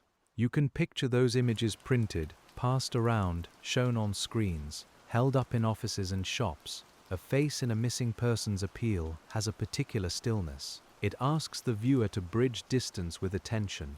In the Kremers case, those faces traveled farther than the women themselves had been able to go. Searchers, meanwhile, had to keep moving through real ground. The beginning of El Pianista may have been familiar, but beyond the divide, the search problem became larger and less forgiving. You can imagine damp ravines, river noise, slopes that force a person to use both hands, and places where foliage closes behind you. A team might call out, listen, move, stop, mark a route, and continue. The rhythm is repetitive, almost meditative, except for the knowledge that each step is being taken for someone. Even after a search day ends, the work does not end. Routes must be logged, areas must be marked as covered or needing return, reports of possible sightings must be assessed, families must be updated, equipment must be prepared for the next morning. You can hear boots being rinsed, radios charging, voices lower from fatigue. In the Kremers case, the investigation was not one continuous dramatic movement, but many practical cycles of leaving, searching, returning, and beginning again. That repeated cycle is part of what makes patient detective work feel so human. People do not solve difficult disappearances by one brilliant thought alone. They solve, or try to solve, by showing up again after the first day does not answer them. They go back to the file. They go back to the trail. They go back to the witness. They go back to the map. The Kremers case remains compelling because so much of it is about returning to places that will not quite speak. When the backpack was found, investigators had to integrate a discovery that came from outside their original control. It was not found in a sealed search grid by a forensic team already standing over it.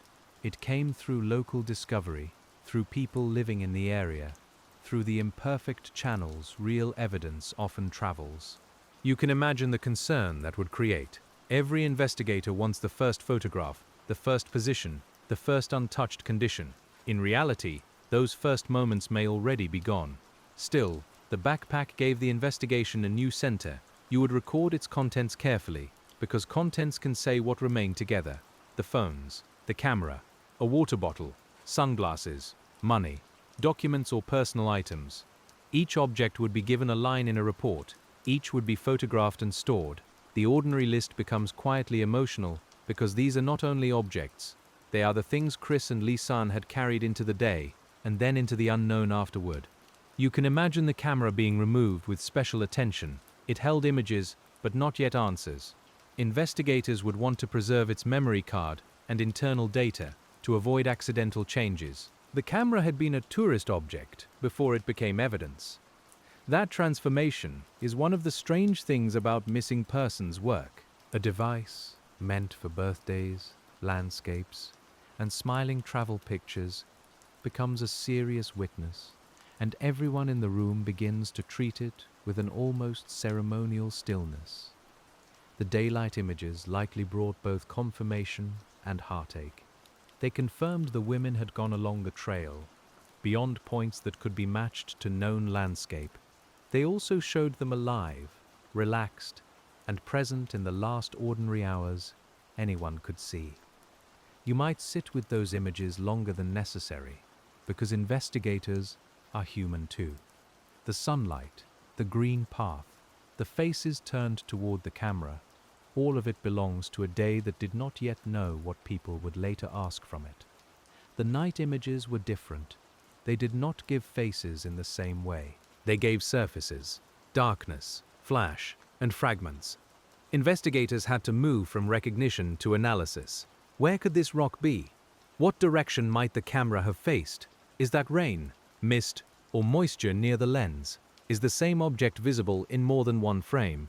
The Kremers case asks you to look at these images with a steady eye, neither afraid of them nor too eager to solve them. Some of the night photographs show what appears to be a rock wall or large stone surface, possibly in a riverbed or ravine. You can imagine the texture under flash, pale, wet, irregular, and too close for the wider setting to appear. That closeness is important. It means the camera may have been near the ground or aimed at nearby surfaces. Investigators would compare shapes, shadows, and possible backgrounds. But a night flash can flatten distance, distort color, and make ordinary textures feel strange.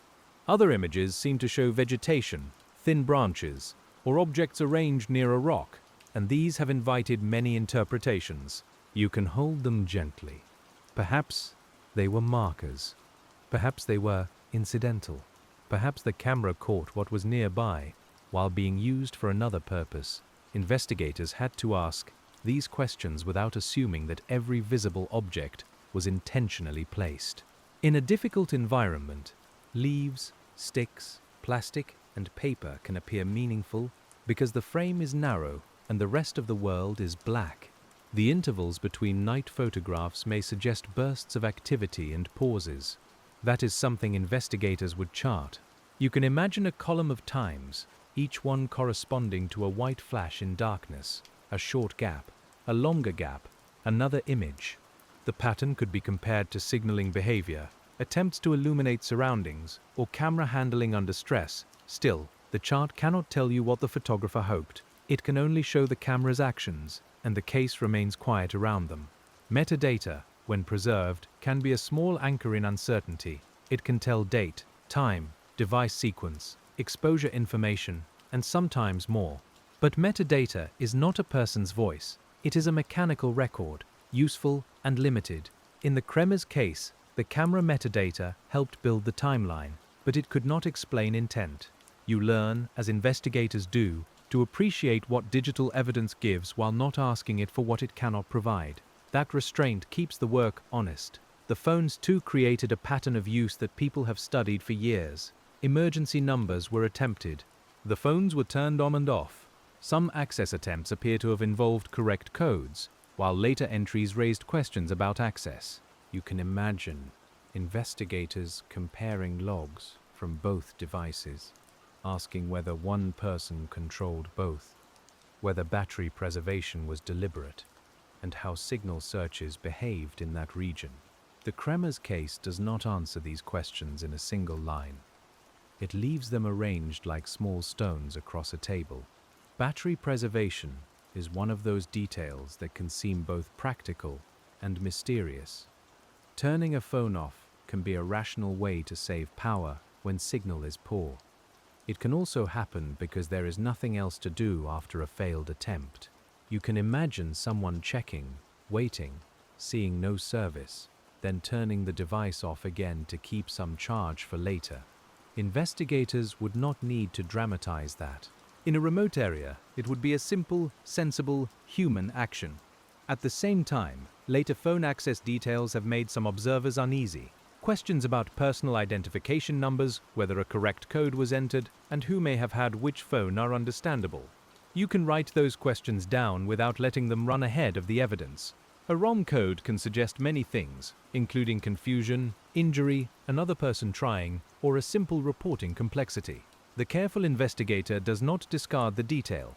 The careful investigator also does not let it become more certain than it is. This is the constant balance of the Kremers case. You keep one hand on possibility and the other on proof. Possibility opens doors. Proof tells you which doors can stay open. If you allow possibility to become proof too quickly, the file becomes unreliable. If you demand absolute proof before considering anything, you may miss a line worth following. Patient detective work lives between those extremes, and it moves there slowly, with quiet discipline. The recovered remains required another kind of care, both forensic and emotional. We keep that part respectful, because identification work is not a spectacle. It is a solemn process of matching what is found to the person who is missing, using science, records, and careful comparison. For investigators, each confirmed identification can close one question, while opening others. Where was it found? How did it arrive there? What does the surrounding environment suggest? What can be known? And what has time and water taken away? The fact that only limited remains were recovered left many questions unresolved. In a river environment, that limitation is not necessarily surprising, but it is still difficult. Water can scatter, conceal, damage, and relocate evidence. Animals and weather can alter what is available. Searchers can pass near something and not see it. You can hold these practical facts without letting them feel cold. They are part of why the Kremers case remained so hard to explain completely. The landscape did not preserve a full record. Forensic conclusions about condition, location, and time can be complicated in tropical environments. Heat, moisture, water movement, soil chemistry, and exposure all matter.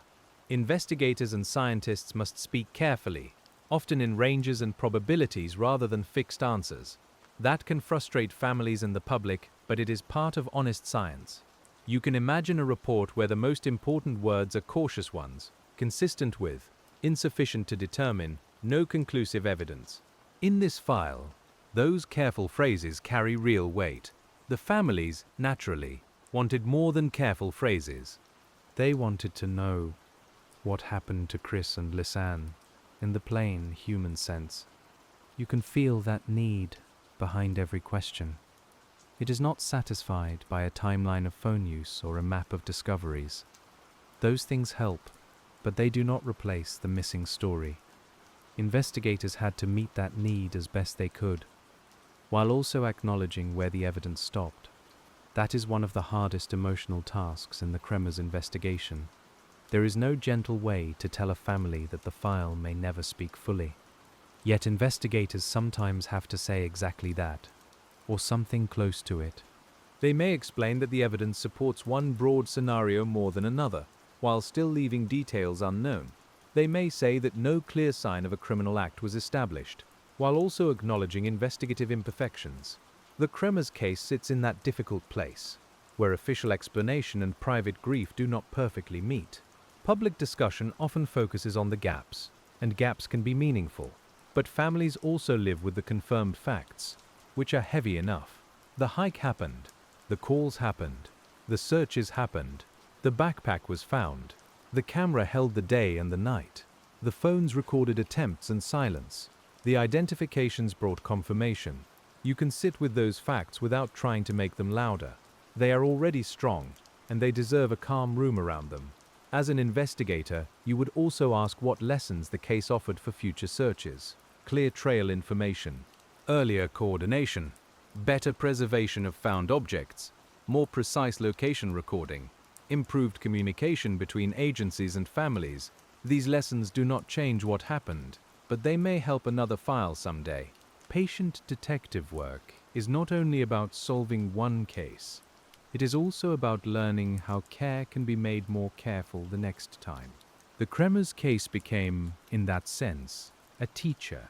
It taught how quickly a pleasant hike can become a search across difficult terrain.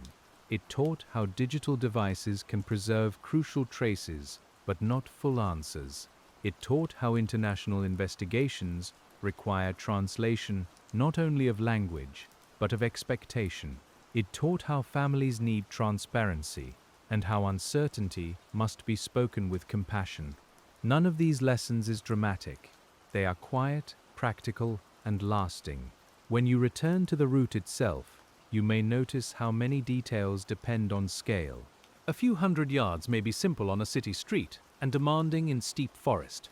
A stream may be a landmark in daylight and a hazard after rain.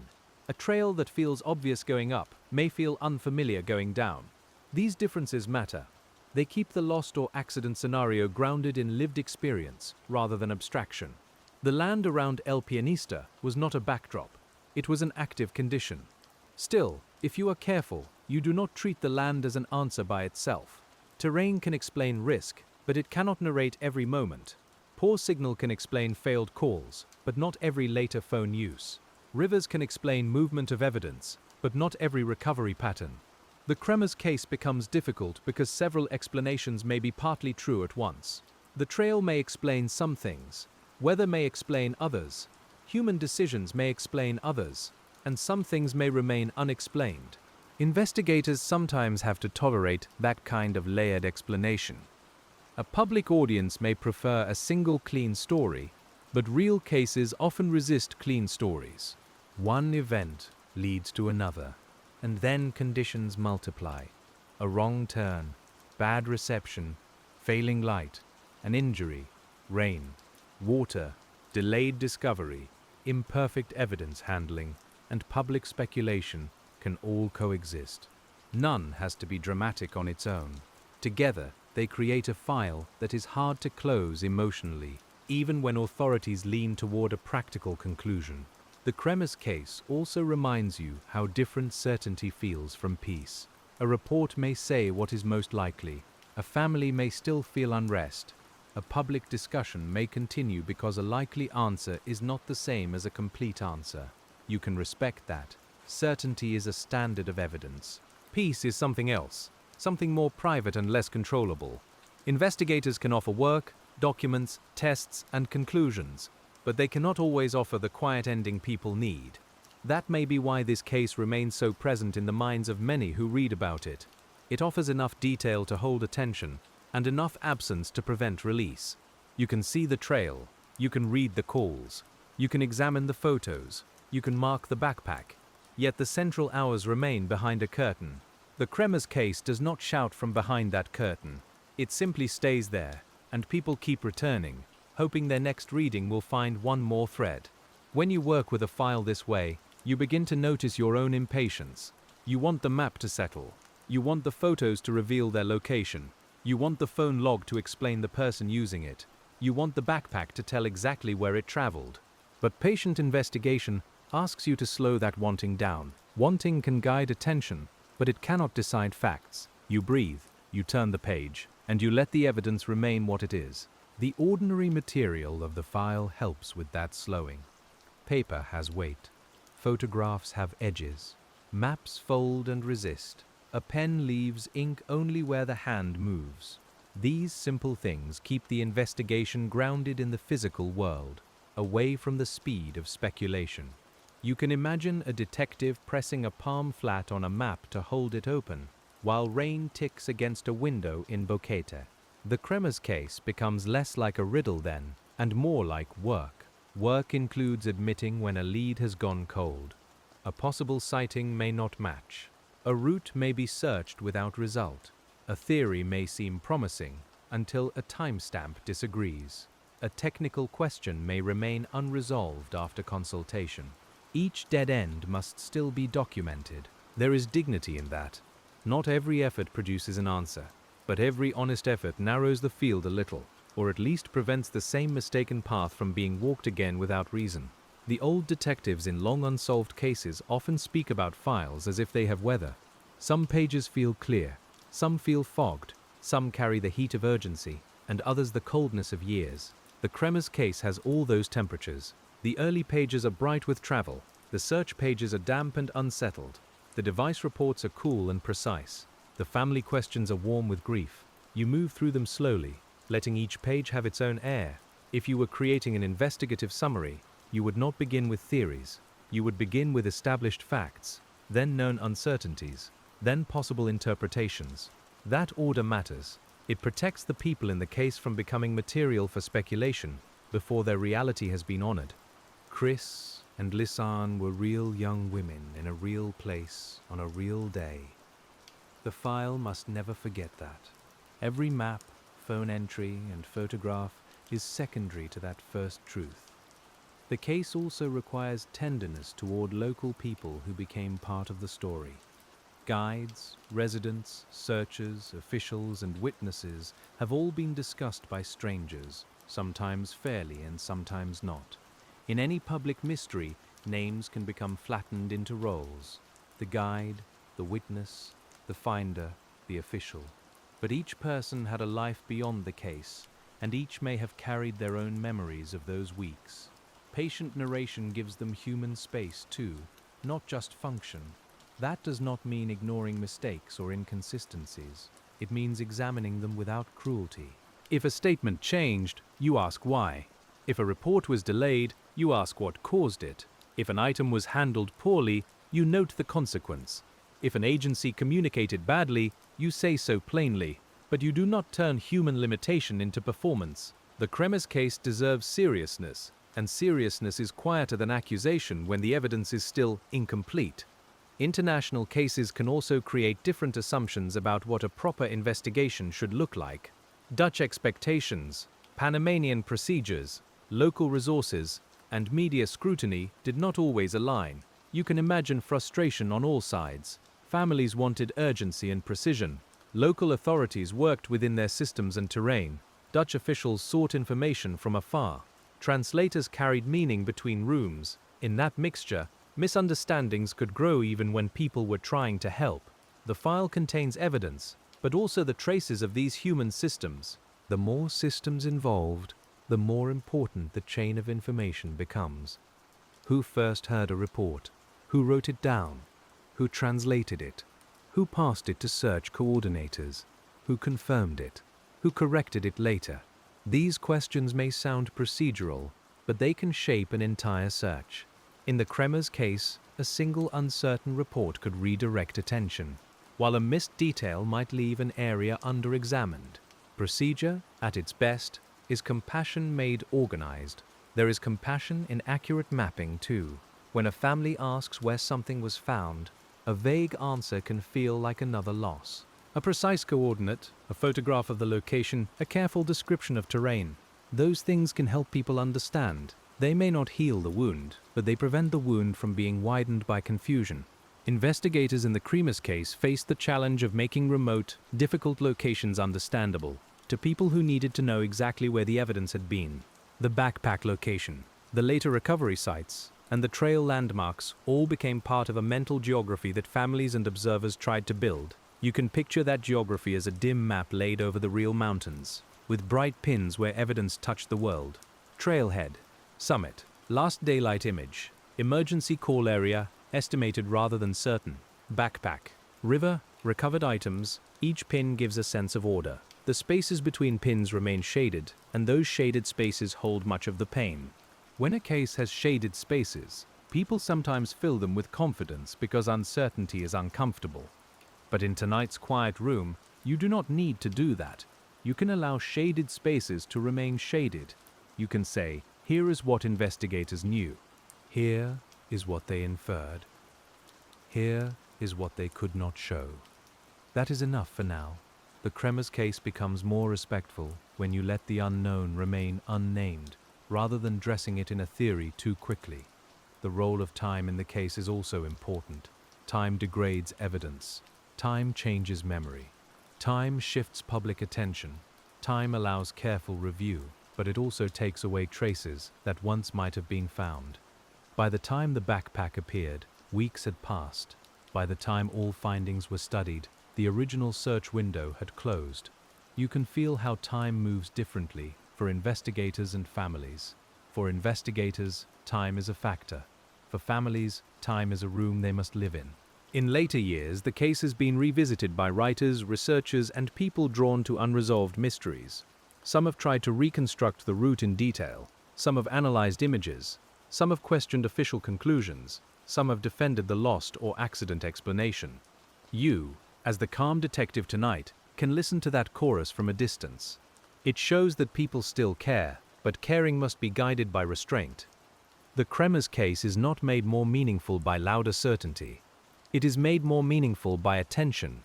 Attention can be as simple as pronouncing the names carefully, Chris Kremers and Lisanne Froon, and remembering that the case title often centers one surname while the story belongs to both women. That matters. The Kremers case is also the Froon case, and any patient retelling has to keep Lisanne equally present. Two families waited. Two sets of belongings were studied. Two phones recorded parts of the silence.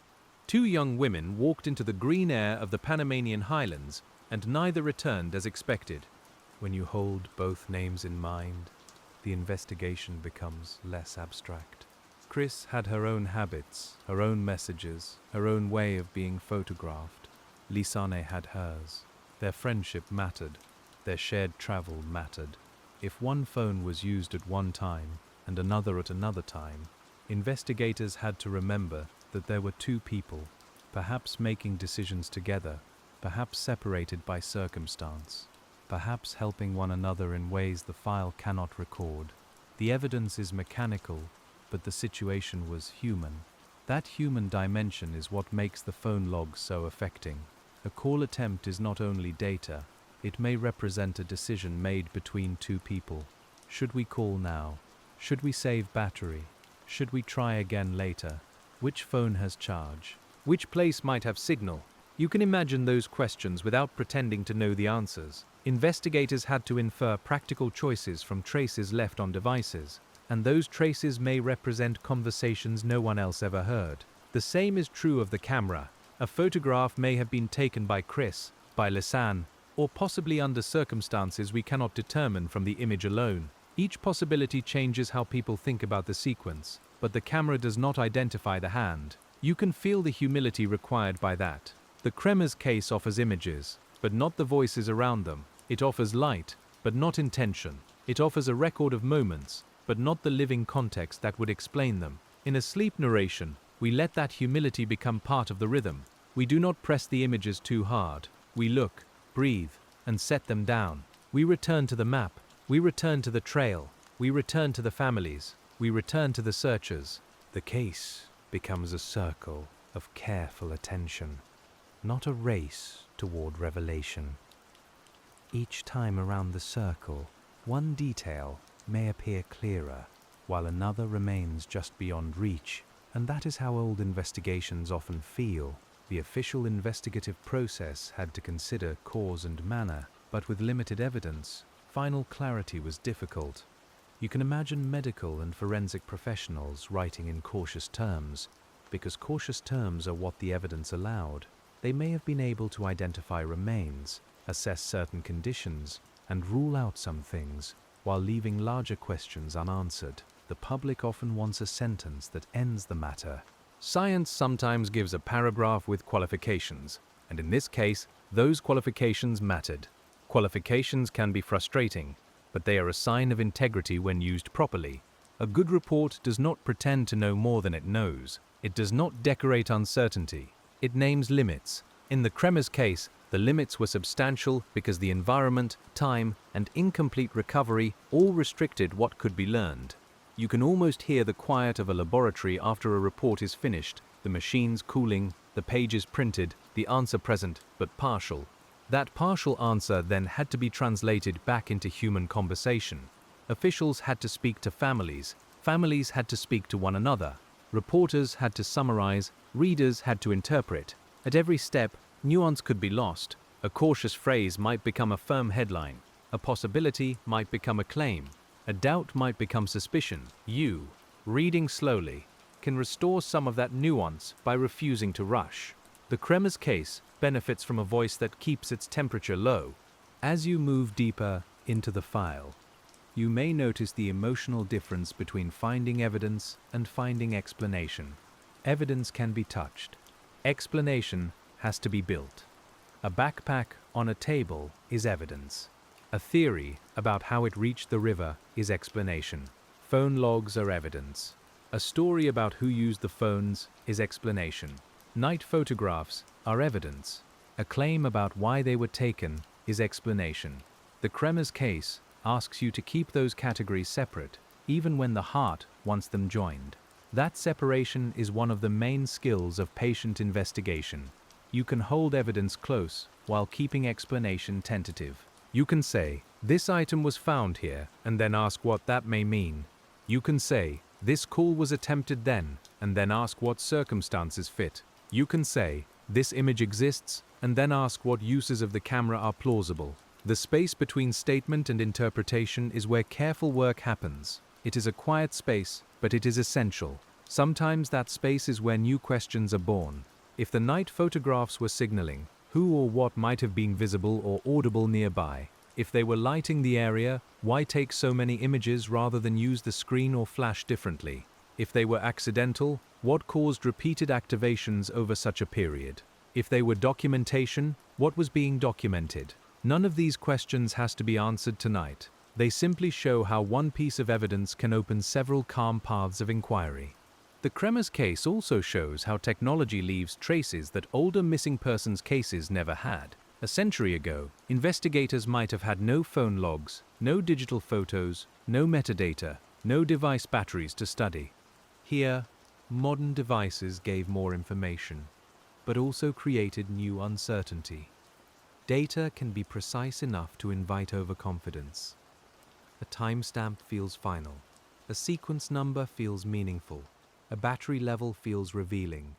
Yet each still needs interpretation, and interpretation remains human, fallible, and slow.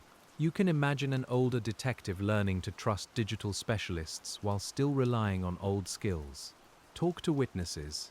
Walk the ground. Mark the map. Preserve the item. Ask who touched it. Check whether the story fits the terrain. The Kremers investigation required both kinds of work.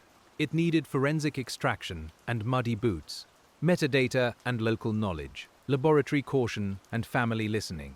That mixture is one reason the case feels modern and old-fashioned at the same time. The old-fashioned part is the waiting for search teams to return, waiting for lab results, waiting for translations, waiting for family members to arrive, waiting for a report that may answer only half a question, waiting for a map to be clarified, waiting for someone in a distant place to remember a detail. The Kremers case contains many kinds of waiting, and each one has its own sound, from rain on a roof to a phone that does not ring. The modern part is the way the recovered data could be examined again and again by people far removed from the original investigation.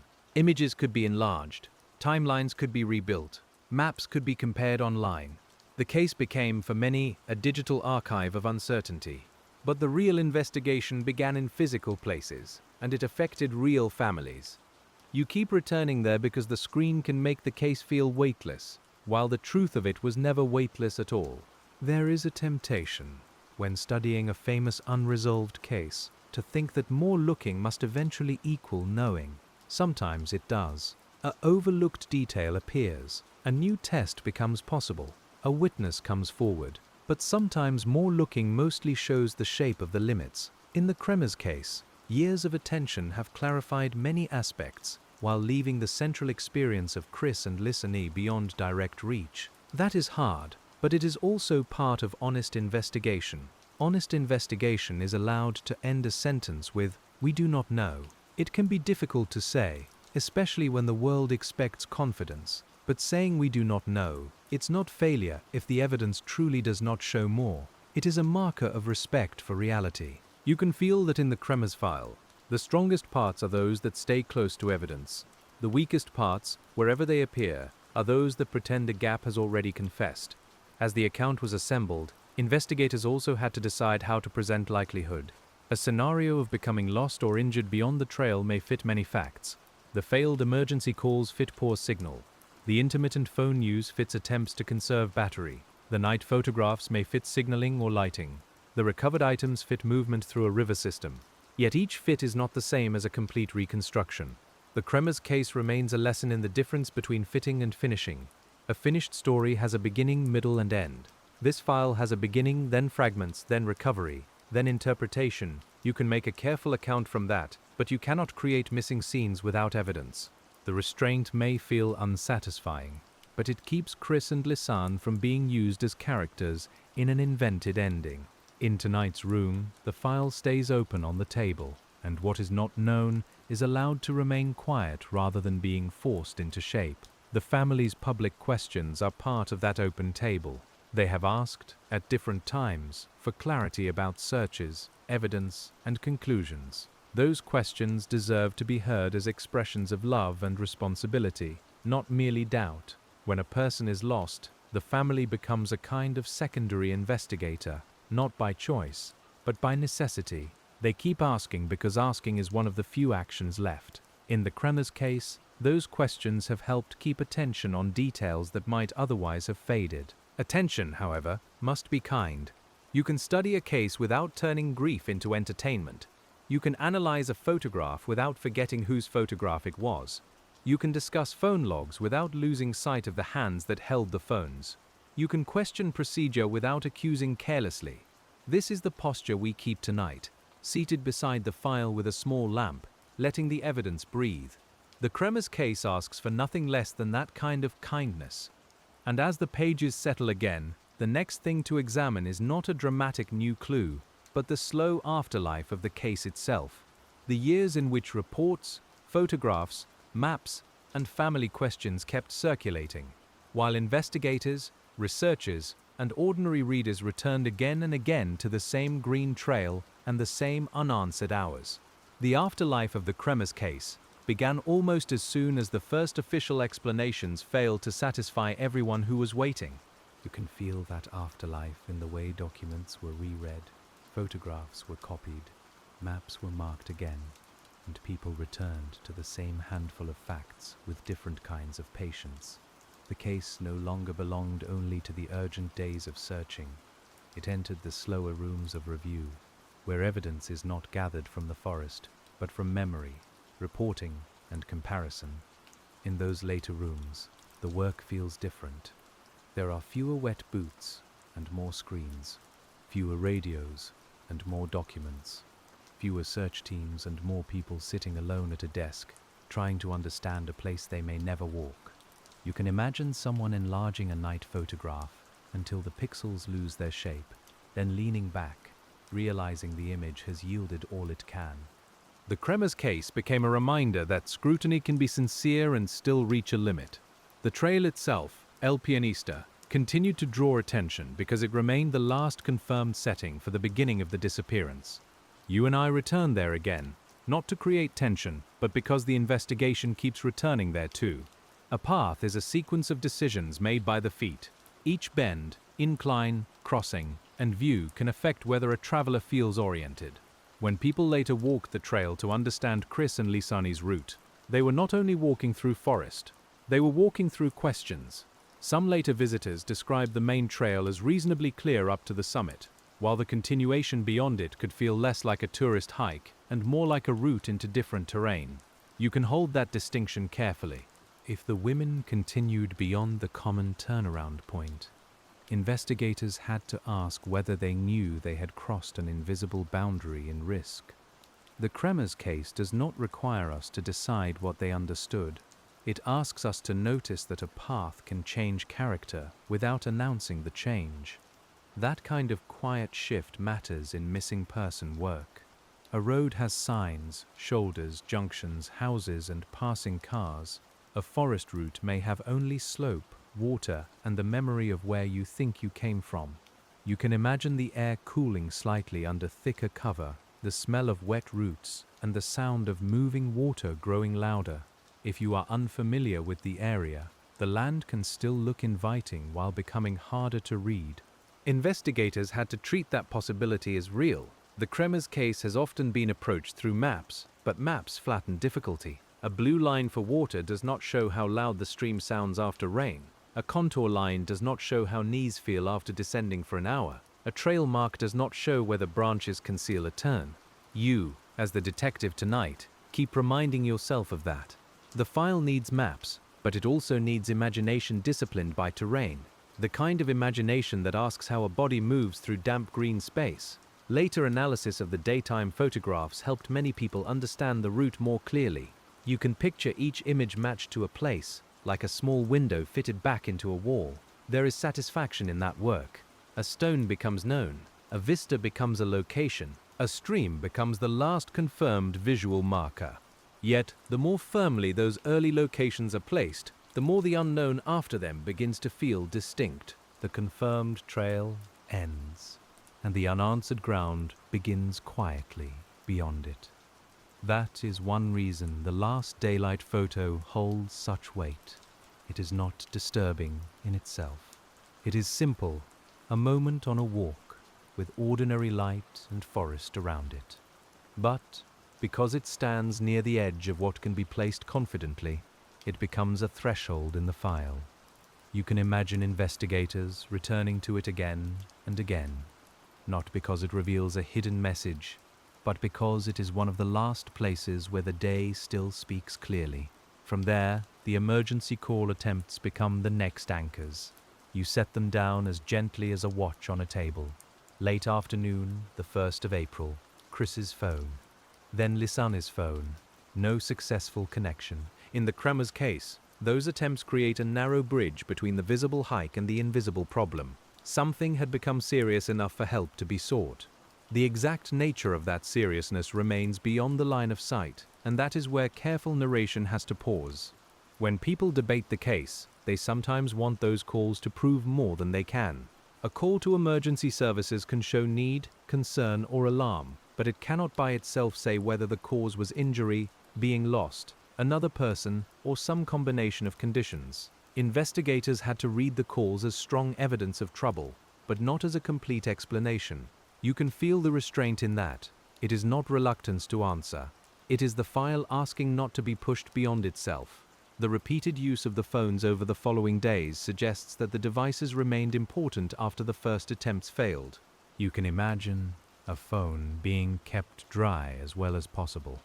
Maybe wrapped, maybe protected inside a bag, maybe checked only at certain times. The screen would glow briefly, then go dark. A failed signal search would leave the same quiet disappointment each time. In the Kremers case, those small actions are some of the few traces we have of endurance after the hike became something else. Endurance is a word we can use carefully here. It does not require us to know every circumstance. It simply acknowledges that phone activity continued after the first day. Someone, at some point, kept trying or checking. Investigators had to ask whether that pattern showed planning, fading hope, movement, waiting, injury, or attempts to conserve power. You and I can hold those possibilities without choosing too quickly. The Kremers case remains most truthful when the evidence is allowed to keep its soft edges. The later wrong or missing access codes, where reported, have been interpreted in many ways. You can imagine an investigator looking at that part of the phone report with special care. Was the phone locked? Was the correct code entered? Was the phone checked for signal without unlocking? Was a tired or injured person attempting access? Was someone else handling the device?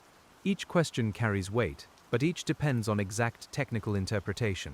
The file does not become clearer if the reader becomes impatient. Technical evidence often requires specialists, because everyday assumptions about phones may be wrong. How a device logs an emergency attempt, whether it needs unlocking for certain functions, how it records signal checks, and how battery readings are preserved can all matter. You might sit with a technician in a quiet room, asking the same question in plain language until the answer is clear enough to write. In the Kremers case, this technical patience is essential because a small misunderstanding can become a large theory. The camera also required technical patience. A digital camera names files in sequences, stores metadata, responds to deletions in specific ways, and may behave differently when files are copied or recovered. A missing image number became one of the most discussed details, but investigators would have had to ask practical questions first. Could the image have been deleted by the user? Could it have been lost during transfer? Could the numbering reflect normal camera behavior? You do not ignore the gap. You simply surround it with method.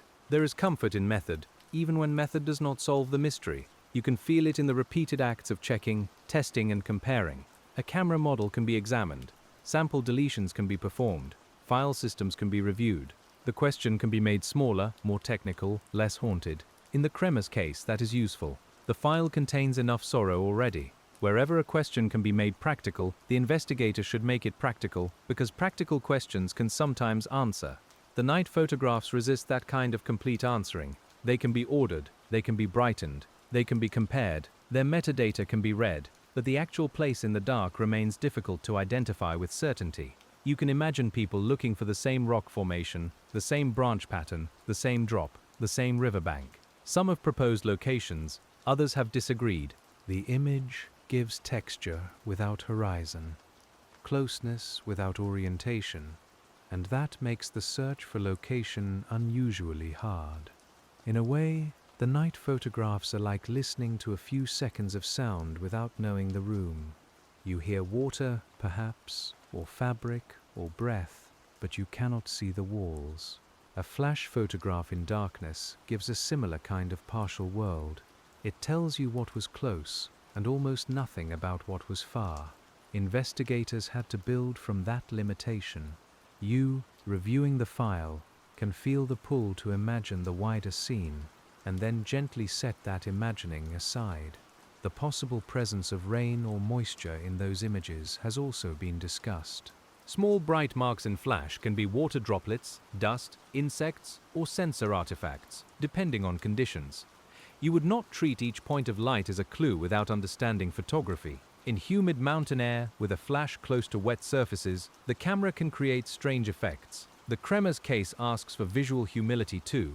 A photograph is evidence, but it is also optics, and optics can mislead the eye. When investigators or analysts compare images from the day and night, they may notice that daylight photos feel spacious while night photos feel trapped by the flash. That contrast affects emotion, but emotion is not evidence. You can acknowledge the feeling while keeping your reasoning steady. The night images are unsettling because they are partial, not necessarily because they reveal something sinister. In a quiet investigation, you separate atmosphere from conclusion.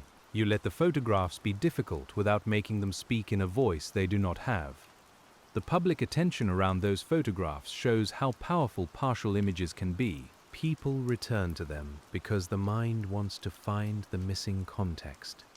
You can enlarge a branch, trace a stone, compare shadows, and still not arrive at certainty. That experience is almost hypnotic. It can feel as if one more look will reveal the answer. In the Kremers case, many people have taken that one more look again and again, finding detail, but not the full place. A responsible investigator would also ask what searchers were doing around the time of the night photographs. Were teams nearby? Could lights or sounds have been perceived? What weather occurred? What areas had been covered? These questions matter if one interpretation is signaling. You can picture the search records being laid beside the camera timestamps, each one a different kind of clock. The file asks whether those clocks touch. Sometimes they may seem close. Sometimes the terrain between them makes closeness less meaningful. Distance in that environment is not just a number. It is slope, vegetation, river noise, and line of sight. A light may be visible from one ridge and hidden from another. A shout may carry across open air and vanish in a ravine. Searchers may be closer on a map than they are in lived experience. The Kremers case requires you to respect those differences. Without them, interpretation becomes too smooth, and smooth explanations are often less true than uneven ones. The possibility of signaling has a quiet human appeal because it imagines intention and hope. A camera flash raised toward darkness, a repeated attempt to be seen, a use of what remained available. You can understand why people hold that image. It feels purposeful, and purpose comforts the mind.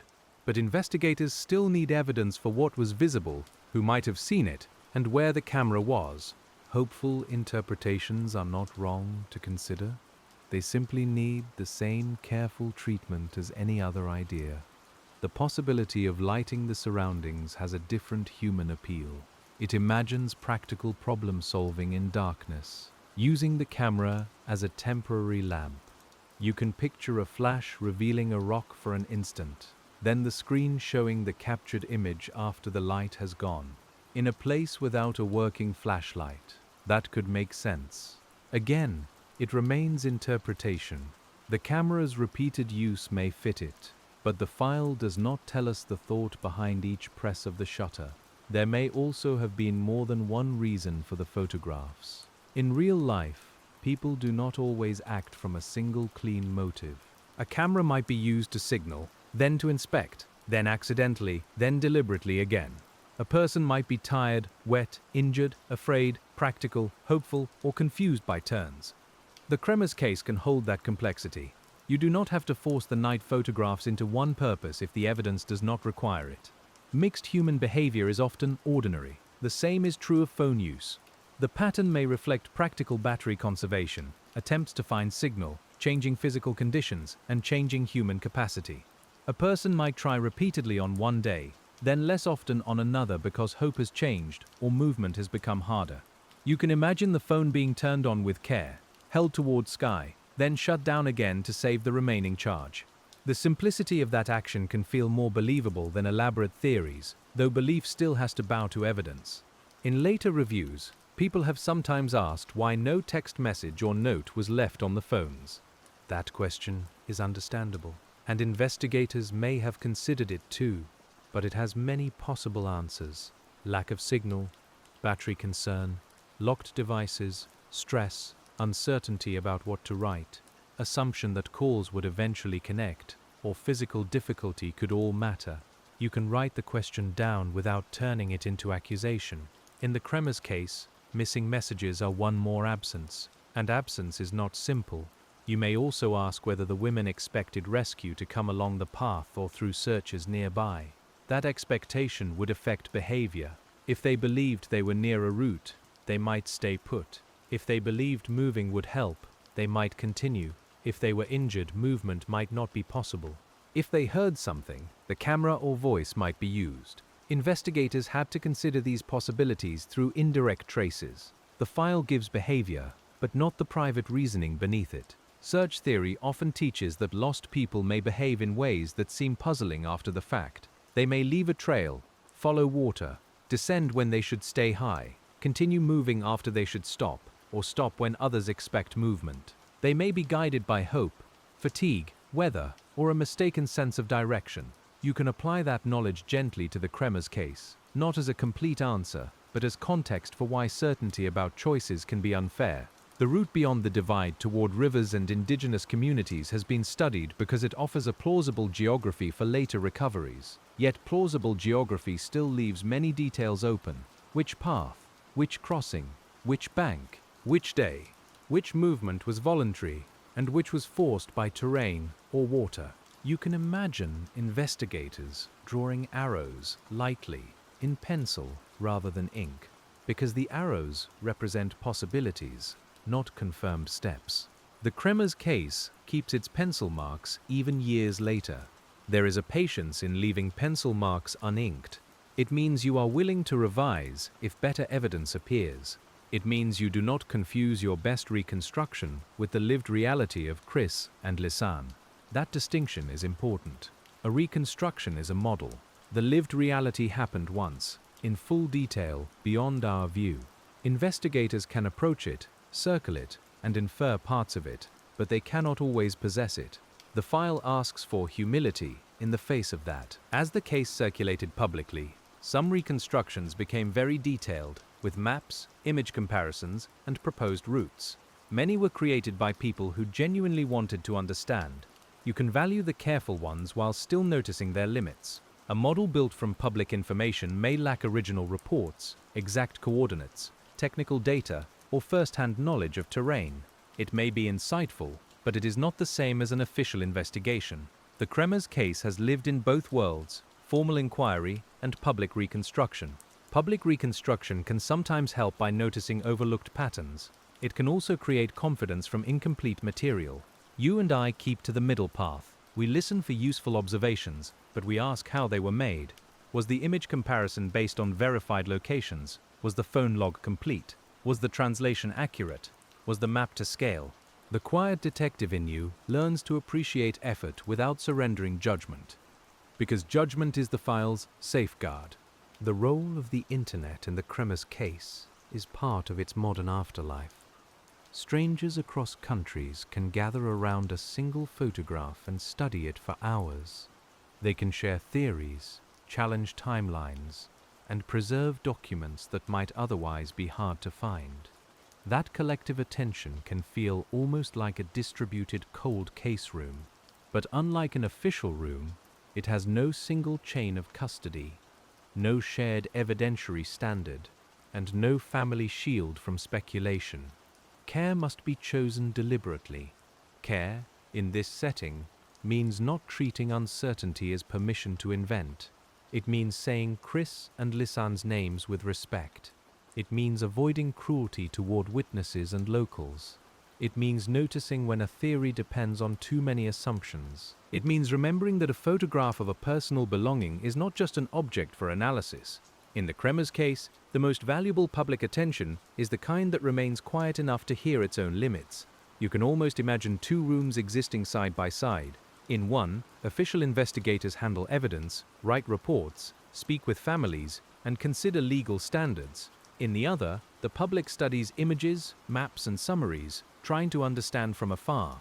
The rooms sometimes share information, but they are not the same room. The Kremers case moved between them, and sometimes the distance between them created confusion.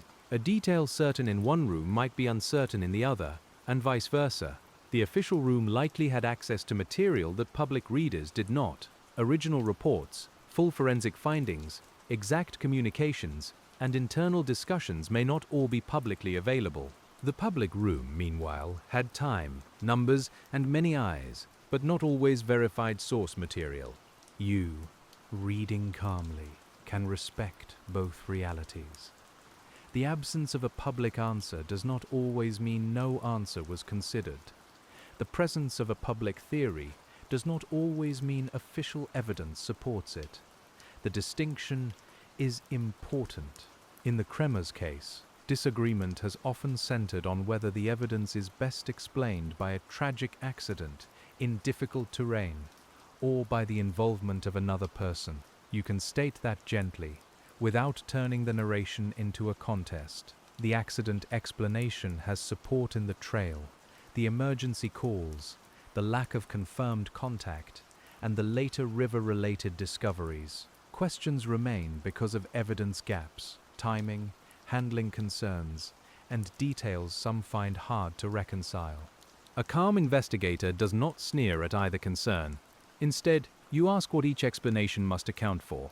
A misadventure explanation must account for the emergency calls, phone pattern, night photos, backpack recovery, and forensic findings. A foul play explanation must also account for those things, including why emergency calls occurred, why devices were preserved, and what evidence directly indicates another person.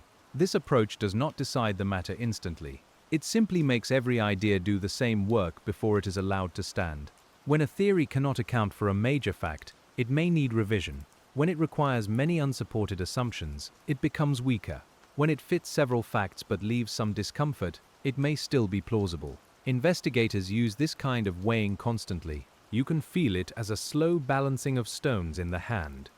The Kremers case has no shortage of theories, but the careful ones are those that stay close to the evidence and admit where they strain.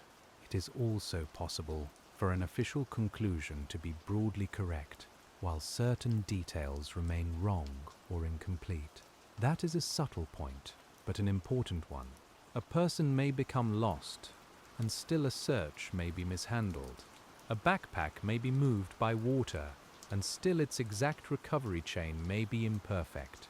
A death may be accidental, and still families may deserve clearer answers about procedure. The Kremers case allows these possibilities to coexist, and allowing coexistence keeps the thinking clear. The search records where available would help evaluate some of these questions. Which areas were covered before the backpack was found? How far beyond the divide did teams go? Were river routes checked? Were local trails searched with guides? What weather affected each day? You can imagine the answer spread across different documents, not one clean master file. Investigation is often less organized in retrospect than people expect. The work may have been intense, but the record of it can still be fragmented. Fragmented records create their own kind of mystery. A missing note may mean nothing more than a busy day. A vague location may reflect local naming habits rather than carelessness. A contradiction may come from translation, memory, or genuine error. You do not flatten all contradictions into suspicion. You examine them. In the Kremers case, this is especially important because so much later debate depends on small inconsistencies that may be meaningful, ordinary, or simply unresolved. The human mind tends to prefer stories where every detail has a clear role. Real case files rarely behave that way. Some details are central, some are misleading, some are errors, some are true but irrelevant, some matter only in combination with other details. You, as the quiet detective tonight, keep sorting them patiently. This sorting is not glamorous, but it is the heart of the work. The Kremers case becomes less chaotic when every detail is asked what it can really support. For example, the presence of money in the backpack may weigh against a simple robbery motive, but it does not eliminate every possible outside involvement. The presence of emergency calls may weigh toward the women seeking help themselves, but it does not explain everything after. The night photos may support signaling, but they do not locate the photographer. The phone logs may suggest survival over days, but they do not reveal condition or circumstance. Each detail leans, but none alone carries the full structure. That image of leaning is useful. Evidence often leans toward an explanation rather than standing as a wall. Several leaning pieces in the same direction can become strong. A few pieces leaning another way may keep the case open to doubt. Investigators must decide when the combined weight is enough for an official conclusion, and families may feel the weight differently. In the Kremers case, the combined evidence has been read in more than one way because its supports are real but not complete. You can sit with that incompleteness without letting it become restless. The purpose of tonight's narration is not to force the final answer into the room. It is to understand what it was like to investigate, to move from search to evidence to analysis to uncertainty, and to feel the slow human effort behind each stage. The Kremers case is not only a question of what happened on a mountain path, it is also a study in how people keep working when the path back to certainty is broken. One part of that work is returning to witnesses after initial statements. A second interview can clarify times, routes, clothing, or impressions. A witness may remember more or may become less certain. You can imagine an investigator arriving with printed photographs, asking calmly whether the person recognizes the women, the day, the direction of travel. The room might smell of coffee, wood, rain, or cooking oil. These ordinary settings become part of the investigation because truth is often gathered in ordinary rooms. Another part is verifying travel plans and appointments. Chris and Lisanne had intended to volunteer, and there were arrangements and expectations around that plan. When plans shift unexpectedly before a disappearance, investigators ask whether the shift matters. Did it affect their schedule? Did it leave them with free time? Did it influence the decision to hike? These questions are not dramatic, they are logistical. In missing person work, logistics are important because they shape opportunity, movement, and expectation. The language school, host family, guides, and local contacts all provided pieces of that logistics puzzle. You can imagine a notebook page with names connected by lines, not as suspects, but as points of information. Who knew they were in town? Who knew they might hike? Who expected them later? Who noticed absence first? In the Kremers case, those social connections helped establish that the El Pianista hike was not a disappearance into total anonymity. They were noticed, missed, and searched for. Noticing matters. Many disappearances become harder because no one knows exactly when the person was last seen, or whether absence is unusual. Here, concern rose quickly enough to begin searches, yet not quickly enough to prevent the long uncertainty that followed. That is a painful middle ground. You can feel it in the file. People did notice. People did act. And still, the forest and terrain held the answer beyond reach. The Kremers case is full of these quietly difficult, almost connected calls. Almost enough photographs. Almost enough location information. Almost enough recovered evidence. Almost enough to say the story plainly. These almosts are not dramatic beats. They are the soft frustrations that accumulate in a real investigation. You turn one page and think, this may be it.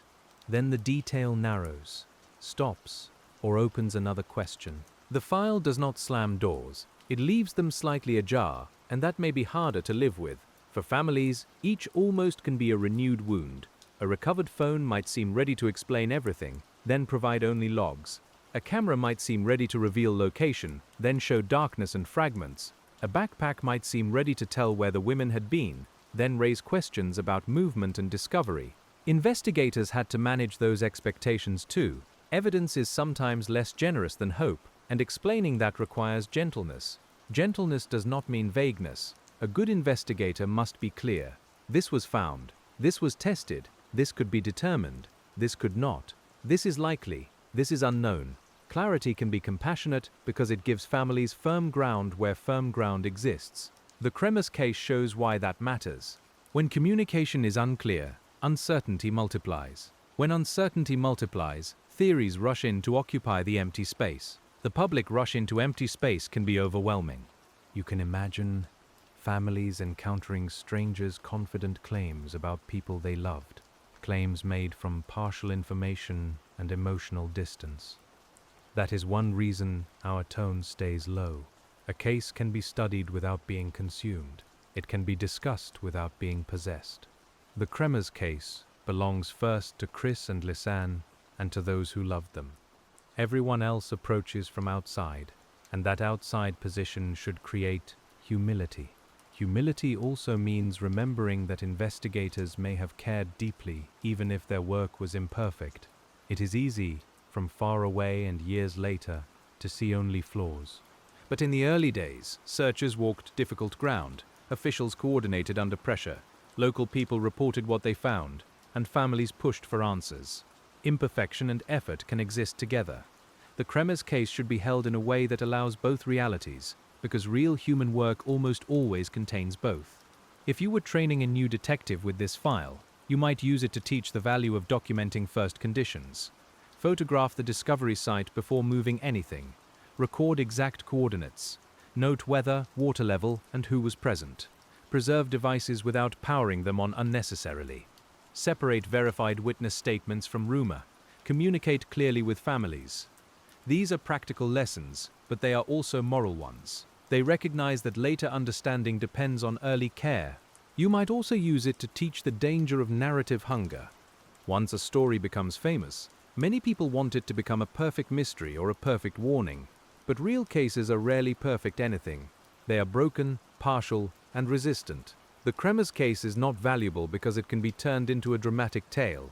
It is valuable because it shows how investigation works when drama has to be set aside, and what remains is difficult terrain, fragile evidence, and waiting.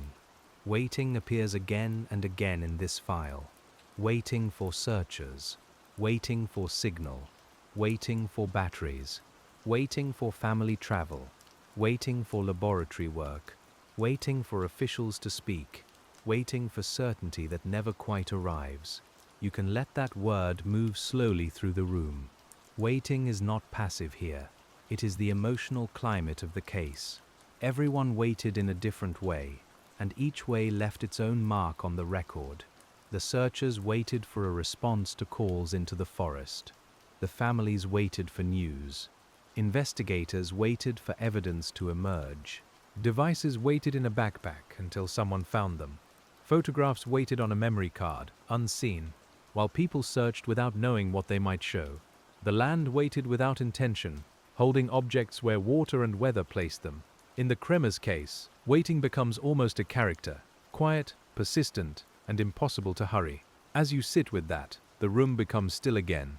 The lamp is low, the file is open.